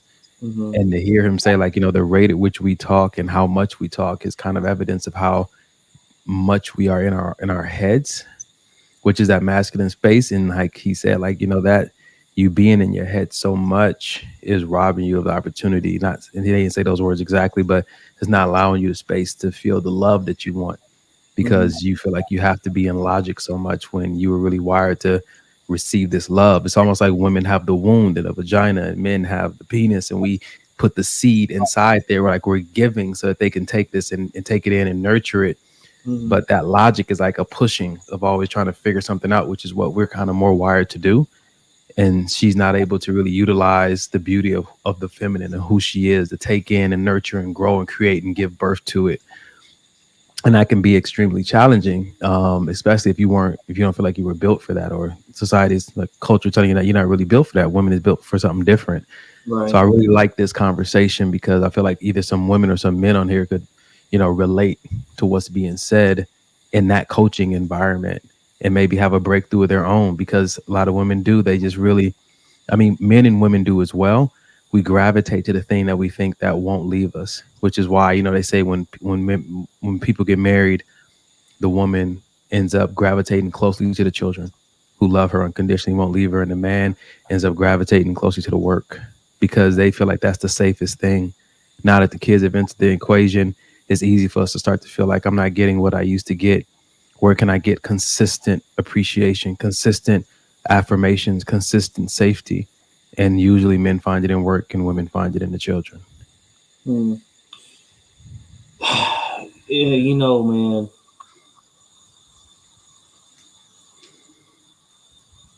You hear things sometimes, and for me, there's a lot of stuff that all I can do is analyze, because there's a lot of things that I haven't gotten a chance to experience yet. I haven't gotten a chance to experience being a husband yet. I was close, but I hadn't gotten a chance. I haven't gotten a chance to be a father. I'm an uncle. You know what I'm saying? But to have my own, to be able to see how my kids love me. You know what I'm saying? Like, yeah, you hear all the time, like the kids love the mom and stuff like that. Oh, mommy, you're always my mommy. But I don't know what that feels like to have my own seed and to see the love that my seed has for me. And I want to say, and I would hope, you know what I'm saying, that my children have that same love and desire for me as they do their mom. And you know what I'm saying, whereas like if I do feel like I need some unconditional love, you know what I mean, that I can get that from my children. I would obviously want that from my wife, but you know what I'm saying, I would love to know that I can get that from my children. I can't really speak on that though, because I don't know what it feels like. So I don't know, hey, if that will be the case. I can go off of other situations and things that I've seen, you know what I mean, of what the narrative is played as, oh, well, this is, the kids are like this with the mom, the kids are like this with the dad, but who knows? You know what I'm saying? Who knows how my children will be with me and the attachment or lack thereof that'll be there.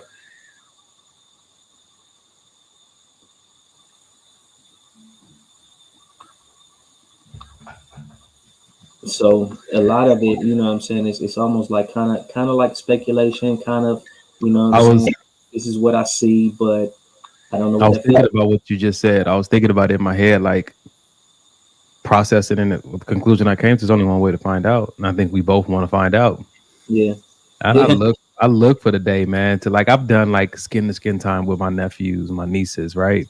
Yeah. You know what I'm saying? But you still want to, you want to have that with, with your own, either your own biological or at least your own adopted, right? That's something that's fully yours to be responsible for.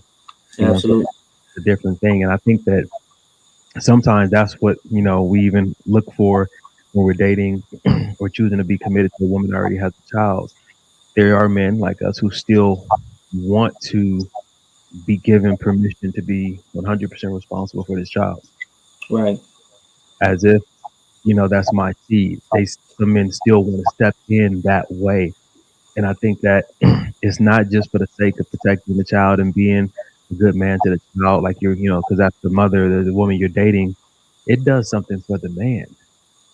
And look at this too, bro. It goes back to what we were talking about as far as, you know what I'm saying, dating a woman with a child.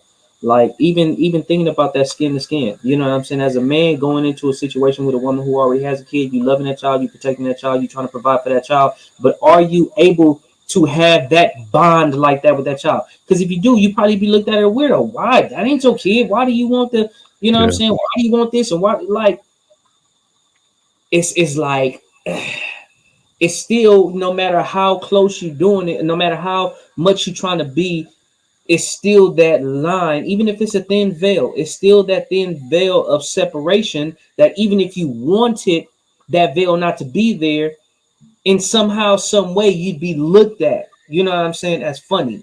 You'd be looked at as like, oh, you know what I'm saying, that's a man and a little boy, you know what I'm saying. So why do you want to just sit and be nuzzled up with the little boy, when if it's your kid, it's your actual biological, you know what I'm saying. If I'm sitting watching TV, oh, come on, son, kick back with pops, you know what I'm saying, you nuzzle up with pops. I nuzzle up with my baby girl, but if I'm going into the situation to where she already have a baby girl, then you have to be protective of your daughters, because you don't know what's going on and blah blah blah. Bruh. Even if you say you trust this man, and you trust this man, and even if the man don't have no intentions on doing anything oddball with the daughter, you know what I'm saying, it still look like, oh, but girl, don't never take your eye off of him, because you know what I'm saying, it's still that separation. Yeah, don't don't let your daughter sit on the man's lap. Right. But if it's my baby girl, you know what I'm saying? If it's mine, if it's my daughter. It's interesting, bro. I like this right here, man. Just again, people just spending time really listening to this. We appreciate you, Carrie. She said, okay, I can relate to this. I am so in my masculine head all the time. I gravitate to my work because that's where I get the genuine validation and feedback. I wonder if I do because I'm not a wife or a mother. And I think these are the conversations that need to be had. There's a whole realm of conversations around the things that people who are single but want to be a wife and a husband or a father and a mother struggle with in the dating environment, or just even just being single. Like there's this longing. Like my mom always wanted to be a mother. And so people who are passionate about motherhood or fatherhood or matrimony, they live with these urges every day and have to find very creative ways to fill that void or feel that need, because they don't have the that desire hasn't materialized yet in a relationship, in a healthy relationship, or in a child. And that's a conversation to be had, man. It can be very challenging some days to be sitting there in your singleness and be like, man, I just wish I could hold my own child right now. That would bring a comfort that even holding a mother wouldn't bring. Yeah. It's crazy, like have those thoughts and know that that's the exact feeling that I want right now. Right. Just innately, I know it. It's crazy. Yeah. All right, let's switch the script a little bit. We thank you guys for commenting and jumping in there. Sasha and McJellen and Carrie, we appreciate you guys. Anybody else? Remember to tag your friends who you feel like might benefit from this show. We got about another 20 minutes left, and if I start another video just like this, we're gonna switch gears just a little bit. The difference between me and you is that you're glorified for it and I am burned at the stake for everything that I've been through. I'm seen as used goods. You're seen as a high value man. It's interesting you make that observation, and you are correct. It's unfair, I guess. The world's not fair, but that's the difference between the masculine and the feminine. Men are respected for going through things and surviving, and women are the complete opposite. They're shamed for going through things and surviving. Women love scars on men for a reason. He's gone through something. They're war wounds. Yeah, they're war. Men don't want a chick covered in scars. I'll say this right now. A woman, the more trauma she goes through, the more masculine she naturally becomes. And if you were to give me my ideal woman, I would not want her to have a hard life and a bunch of trauma. I like the idea of her having a soft feminine life and being a soft person, and I can take care of her and protect her. Whereas as a man, to be a good man, you need to have been through a bunch of trauma, because if you haven't been through trauma as a man, you're a weakling. You have to have been through a bunch of shit. Yeah. What you thinking, bro? What you thinking, man? A lot of people talk down about Andrew Tate because of his aggressiveness and how he says certain things, but he drops a lot of jewels. You know what I'm saying? Some people don't like him because of, like I said, his persona, and even the stuff that's going on in the news right now with him and what's going on. But truth is truth, facts is facts. And it is crazy because men are glorified for their experience and women are belittled for their experience. You know what I'm saying? Even when it comes to sex, you know what I'm saying? You think about a guy, if he, getting a sack, he don't know what he's doing. And she's like, or he have had, enough partners to have enough experience. He looked at like, oh, you don't know what you're doing, blah, blah, blah, blah, blah. But then a woman, she had, that experience or whatever. And it's like, oh man, she got a lot of bodies. Or it is double standards, you know what I'm saying? And even when it comes to, value, you know what I'm saying? Like a guy, obviously what he was saying, has to go through things to increase his value, to be stronger, have war wounds, to have experience. And a lot of times women don't have to go through anything and already just have value just off the gate, just because she's a woman and what she possesses. It's it's very interesting, like you said, man, because it's almost like the man is the Bible says woman is a weaker vessel, and in our minds we assume that means she needs to be protected, right? And so that must mean that we must be built to protect. And so anything that's built to protect, it's almost like, yeah, it's going to have some scars and scrapes on it because of all the protecting that it's doing. But if you see a woman with all these scars, you wonder in your mind, like, nobody ever protected you. Right. And sometimes that is the case. There was no father, no uncle, or no healthy man around them to protect them. So they took all those hits themselves, and unfortunately, that's looked at as like, oh man, no, nobody wants that. And there are some men like, yo, I want to protect you. You've never had that kind of protection, and it shows. But now I'm going to have to navigate your norm, which is defensive and aggressive because you've never been protected before. And I want to come and do that. But it's almost like, this aggressive dog who's never been tamed. And it's almost like, I want to love you, but I know that you've never been loved or protected before. But I want to choose you. And so I'm trying to navigate, how do I do that? Because I don't see your scars as, I don't devalue you because of your scars. I Right. see what you've been through and I want to give you a different type of life. But these conversations are healthy to have, because then it starts to help those women who do feel devalued feel like they have not just still some worth, they're still as valuable as they were day one. It just took the right person to see Absolutely. it, you Absolutely. know. One thing I also want to add to this, I like what you just said about that. One thing that I want to add to that is a lot of men are praised for their scars, but they're shamed for the trauma that goes with the scars. Hmm. Okay. If a man talks about the trauma and the issues that he had to endure in life, getting those scars, like, yeah, oh, you got the battle wounds, you got the scars, you got this, you got that, and you overcame this and you overcame that, and blah blah blah. But then when you talk about it, is you're shamed for it, because you're being vulnerable, you're being emotional, you're opening up that door and letting somebody in, and you expose yourself. And a lot of times people want to see those scars, but when you say how you got those scars, you know what I'm saying, it's almost like it's a shame, or let me back up, or you need help, or you need this, you need that. It's like, nah, you see the scars, I'm telling you about the scars, this is how I got the scar. You know what I mean? But if I can't tell you, you want to see that I got these battle wounds, but you don't want to know the war. It's almost like, you know what I'm saying, like, take real life fighting. You know what I'm saying? Like me being in the cage.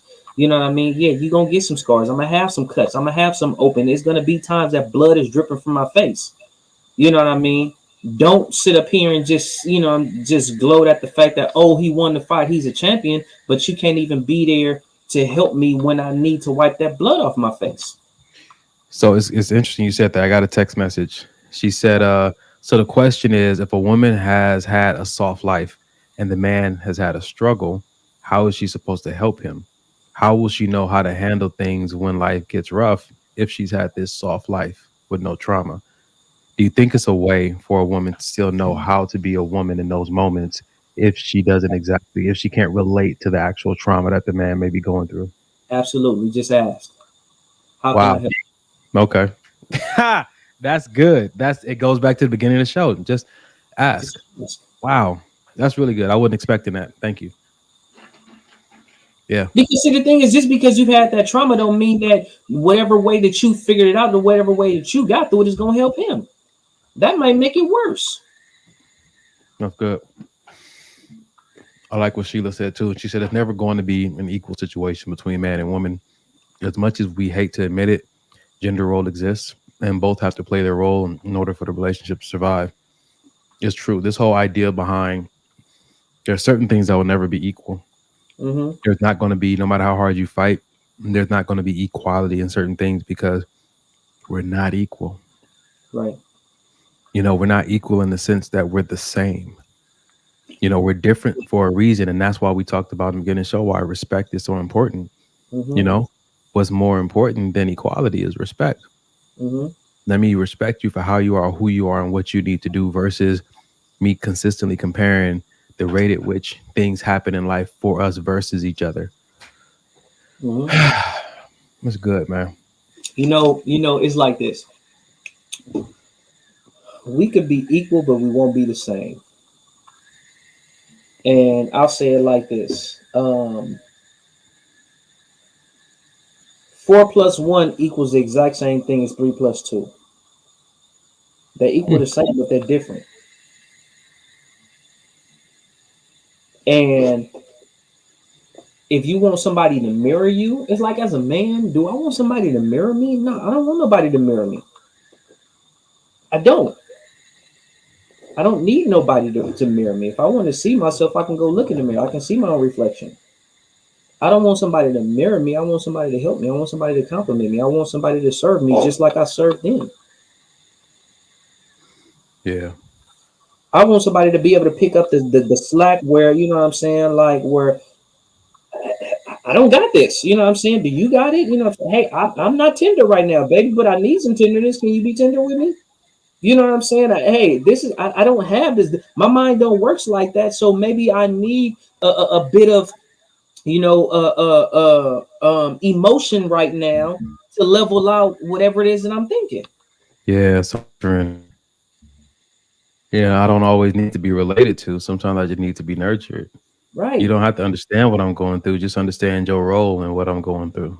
Yeah, because I don't want to, you know, and I'm grown, so it's not like it's gonna be these conversations like that. But I don't want it to be like, oh yeah, you know what I'm saying? I was out in the street, you know what I'm saying? I had to fight like 3 niggas at one time, and I had to get down, and I don't want her. Yeah, I remember I had to fight like 3.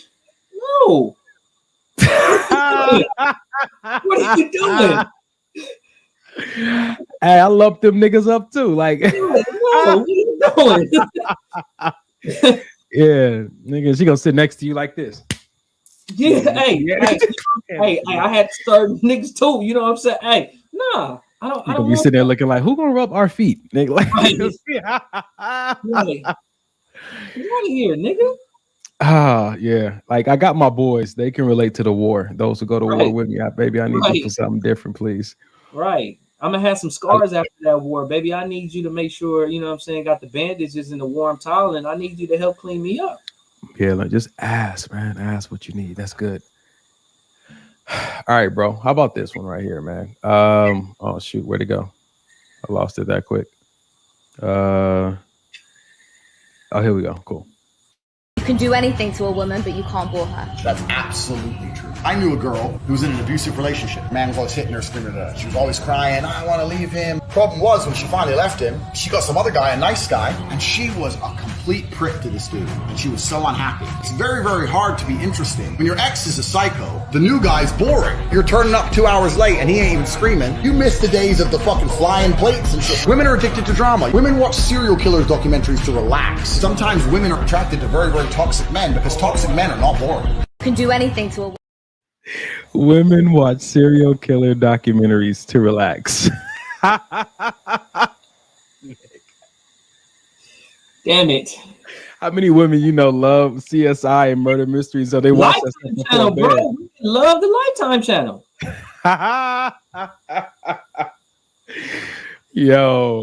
Yo, come on, ladies, be honest. Do you just love the drama and the toxic nature? So listen. I wanna Sheila, tell the truth. There you go. Tell the truth and shame the devil. See? So this is what I want to do. Well, first off, this is what I want to say. It's been really heavy. It's been really it's been a lot going on this show. Yeah. I will say this. We are playing these videos and we can relate to certain things because it's coming from from a man's perspective, right? Of how we feel and things that we have to deal with, right? But I do want to say this. Women, we greatly appreciate you. Amen. This is not one of those things to where it's woman bashing and blah blah blah and this and that. That's not the case. This is just insight of what we go through and how we feel, because a lot of times we're not given that platform for us to express it without being interrupted, without being judged, without your feelings. Like a lot of times when a man goes to express his feelings, he hurt your feelings, and now he has to spend time fixing your feelings that got hurt because you hurt his feelings. So he's never getting the opportunity. He's never given the opportunity to really express how he feels, because once he starts to express how he feels, now you feel a certain way. Now he has to stop feeling the way he was feeling to console you. So this is an opportunity for us to be able to say, hey, these are things that we experience. These are things that we go through. Maybe this will help. In no way, form, or fashion are we trying to diminish, down talk, anything in regards to women. We love you. And as a matter of fact, one of these days, I'm saying it now, one of these days we're going to have a show. I can't say if it's going to be the whole show, but we're going to spend some time on the show talking about how much we appreciate and how much we value women. And not just Pookie, because we always talk about how much we talking about the good things, talking about the good things about women. You know what I'm saying? Not just the bad things, not just the stuff we have a hard time with, not just the stuff that we have to deal with and what's going on, but the things that we actually love, admire, and appreciate about you. Yeah. Yeah. All right, now back to talking about how we feel about this stuff. Yo, what she said? Carrie said, "I'm not into dramatic relationships, but I have to admit I can binge on Law and Order episodes." Listen, you subconsciously you into that. This is exactly the reason I watch, to understand the male perspective. You smart, Price. You smart. Oh man. All right, man. This is good so far, bro. We got about 5 minutes left. This is how we going. This is how we're gonna end it, man. We're gonna end it on this note right here. Better communication is not going to save your relationship. And if you have the same fight over and over, you do not have a communication problem. You have an unresolved childhood trauma problem. This is why most couples therapy or pop relationship advice does not work. They're only trying to chip away at the very top surface of this iceberg, when over 80% of it is submerged under the surface, in our nervous system, in our subconscious. For example, one person might feel alone, unseen, and unheard. The other might feel suffocated, controlled, criticized. One person can't relax if a conflict is not resolved immediately. The other person can't relax unless they avoid the conflict.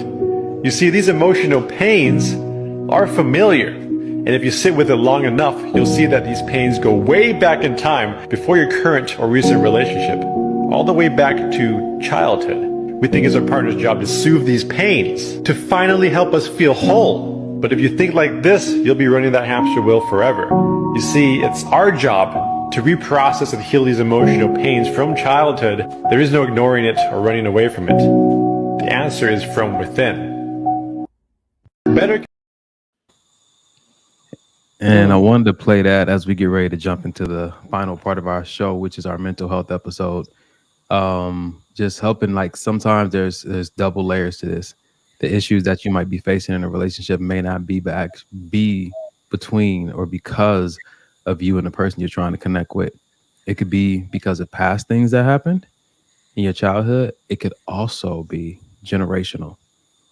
It could be generational curses that have existed in your timeline or in your family line that are spiritual in nature. What I always suggest whenever you're having, especially repeated conflicts with the person that you're with, or the same kind of conflicts with multiple people, relationship after relationship, is look a little bit deeper. Look within yourself and your past, or even look within the patterns of your family line. Did your mom and your dad struggle with the same thing? Did your auntie, your uncle, your grandmother? Like, if they're willing, I know the older generation is really secretive, but if they're willing to talk to you about it, maybe you'll see, like, dang, like my grandmother struggled with the same thing that I'm struggling with. And maybe we can start approaching this from more of a spiritual warfare place, or maybe from a psychological therapeutic place. It's not always, like, for real, it's not always better communication. It's not going to be, it may not always be resolved within couples counseling. This may really just be a you thing. Right. Anything you want to add to that, bro? No, you said it, bro. You said. I mean, we talk about that. We talk about fixing our previous issues. We had the conversations about, you know, the way we process things is based on our library. You know what I'm saying? We had the conversations of, even when somebody does say things about how you delete, distort, and what I'm saying, Generalize. generalize things. So we know these things already. So I guess what it is sometimes we have to fix what's in our library. Sometimes we need to do a reset. Sometimes we, what I'm saying, we have to understand like, okay, it's time for radical change. I've been saying this and I've been using this as an excuse this whole time and blah blah blah blah blah. But when am I gonna just step up and say, okay, you know what? I can't continue to use that as an excuse. I can't continue to say this. I'm gonna have to actually do something about it. Or I can't just say, oh, it's because of my health condition, or it's because of the way my mind works, or it's because this happened to me in my past relationship, or this happened. I watched my father do this to my mom, or I watched this and I watched that. When are you gonna take radical reaction for your own actions? Just say, okay, you know what? I have to make a choice to be better. I can't just continue to blame it on the past. Yeah. If you need help knowing where to start, we talk about it every week. There's a suicide crisis hotline. The number is 988. And remember, when we say crisis could be any kind of personal situation that you're going through. It's a personal crisis. It's something that's traumatic to you or something that means a lot to you that you want to have changed or impacted in a healthier way. The number is 988. You can call this number 24 hours a day and get connected to resources, therapists, counselors, support groups. We said before, even if it's like a small crisis for other people, but a big crisis for you, like I really want to learn how to speak my husband's language, or I really want to learn how to be more emotionally intelligent for my wife. You can call this number and get connected to resources that can help you build those skill sets. So think about it on that level. Even if it's something practical you need to learn or it's something big you need to heal, call this number, take a screenshot of this, pass this over to your friends. Start having these conversations. That's one thing that we promote on this show. Like, just, it's incredible the power of a conversation. When you learn how to actively listen and you learn how to just sit with people and maybe offer resources, not just advice, because advice could sometimes be overwhelming for people to receive, because advice is giving people instructions on what to do. But sometimes they're already so defeated and broken down, they don't want more homework. What they need is a resource. A resource is something that can come alongside you and supplement where you don't have the strength, supplement where you don't have the knowledge. And sometimes that's what we need. And that's why we push this on the show. Like, you don't depend on emailing us in the middle of the week for, some of this. Maybe this will help. We're here on Sundays. But if you need something and it's an emergency, we're giving you this number right now, 988. They're 24 hours. You know what I'm saying? That's the resource you can call and get connected to things that can help you. So we want to make sure we offer that at the end of every show. Bro, you got anything else you want to add, man? That's it, bro. This was a crazy good show, man. I like this all videos all the way through. These some dope topics. I might have to go back and watch this episode again tomorrow, man. Yo, speaking of, man, you guys, we put this live on Facebook and YouTube, which means that you can go back and watch it immediately after we end the show in the next few minutes, or send the link to somebody else and tell them, like, yo, listen to, minute number 30. So, fast forward to minute number 30 and watch that whole, conversation about, whatever they were talking about. Like, it's online forever. It'll be here after we gone. You know what I'm saying to you? So, Sasha, we appreciate you. Appreciate you, Jellen, Carrie, Pookie, Sheila, for all your input tonight. And I just want to do this one more time. If you missed it, I put the link earlier in the chat. This is my good friend who's in need with help for medical and living costs. That is on my, what is it called again? My Facebook page. So you can go by there and donate, man, and share it on your page. You never know who it might reach that might want to, lend a helping hand. I'm going to put the link in the chat one more time. Let me find it real quick. I'm going to put it in the chat one more time. Dub, you got anything else you want to say, bro? While I look for this. No, I'm good, bro. All right. Sheesh. Where is it? Let me deleting stuff off my page.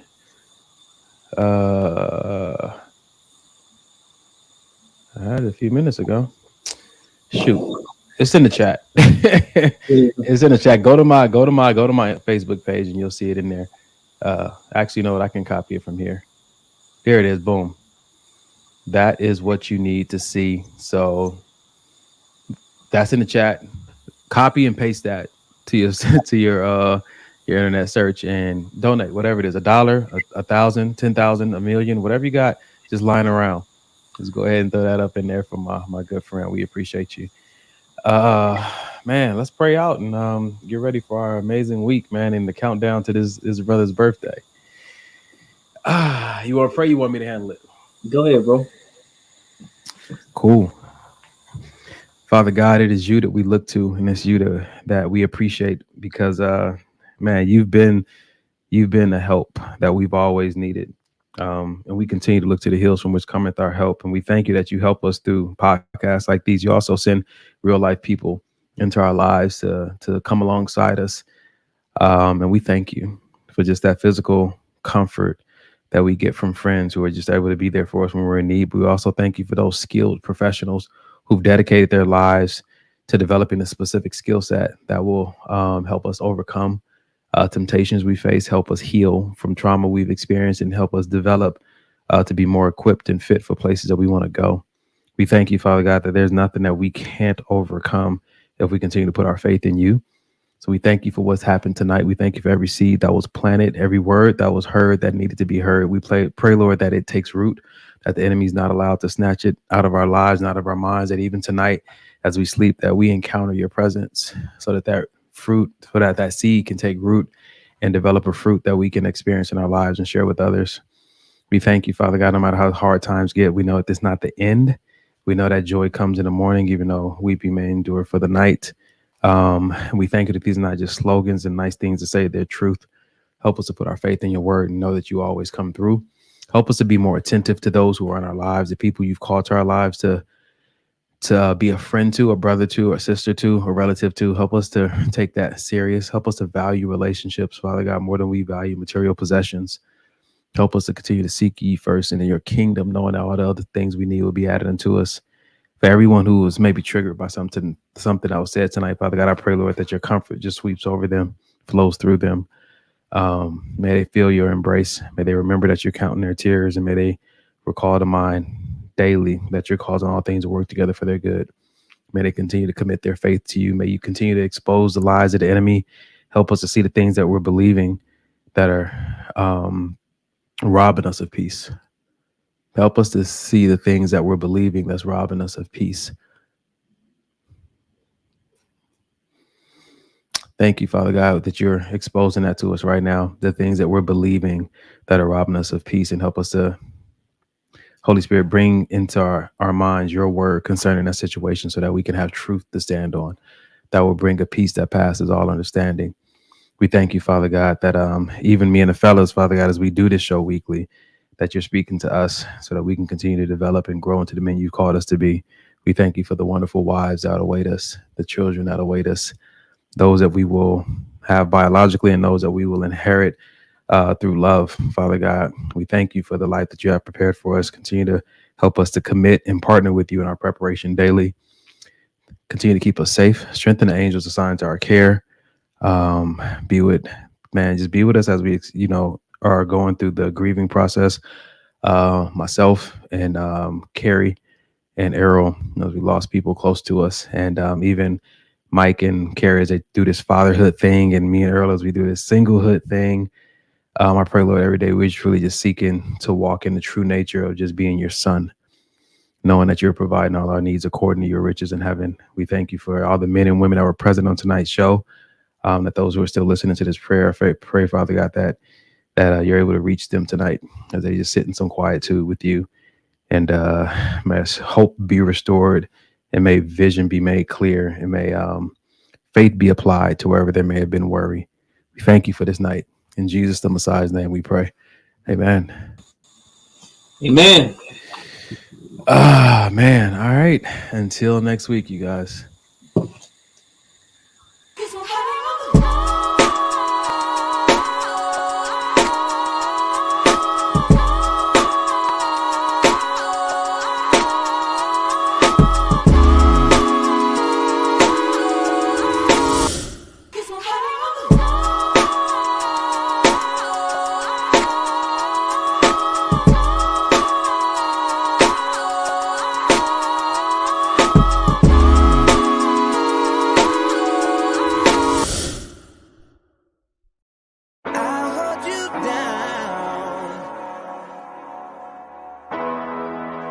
I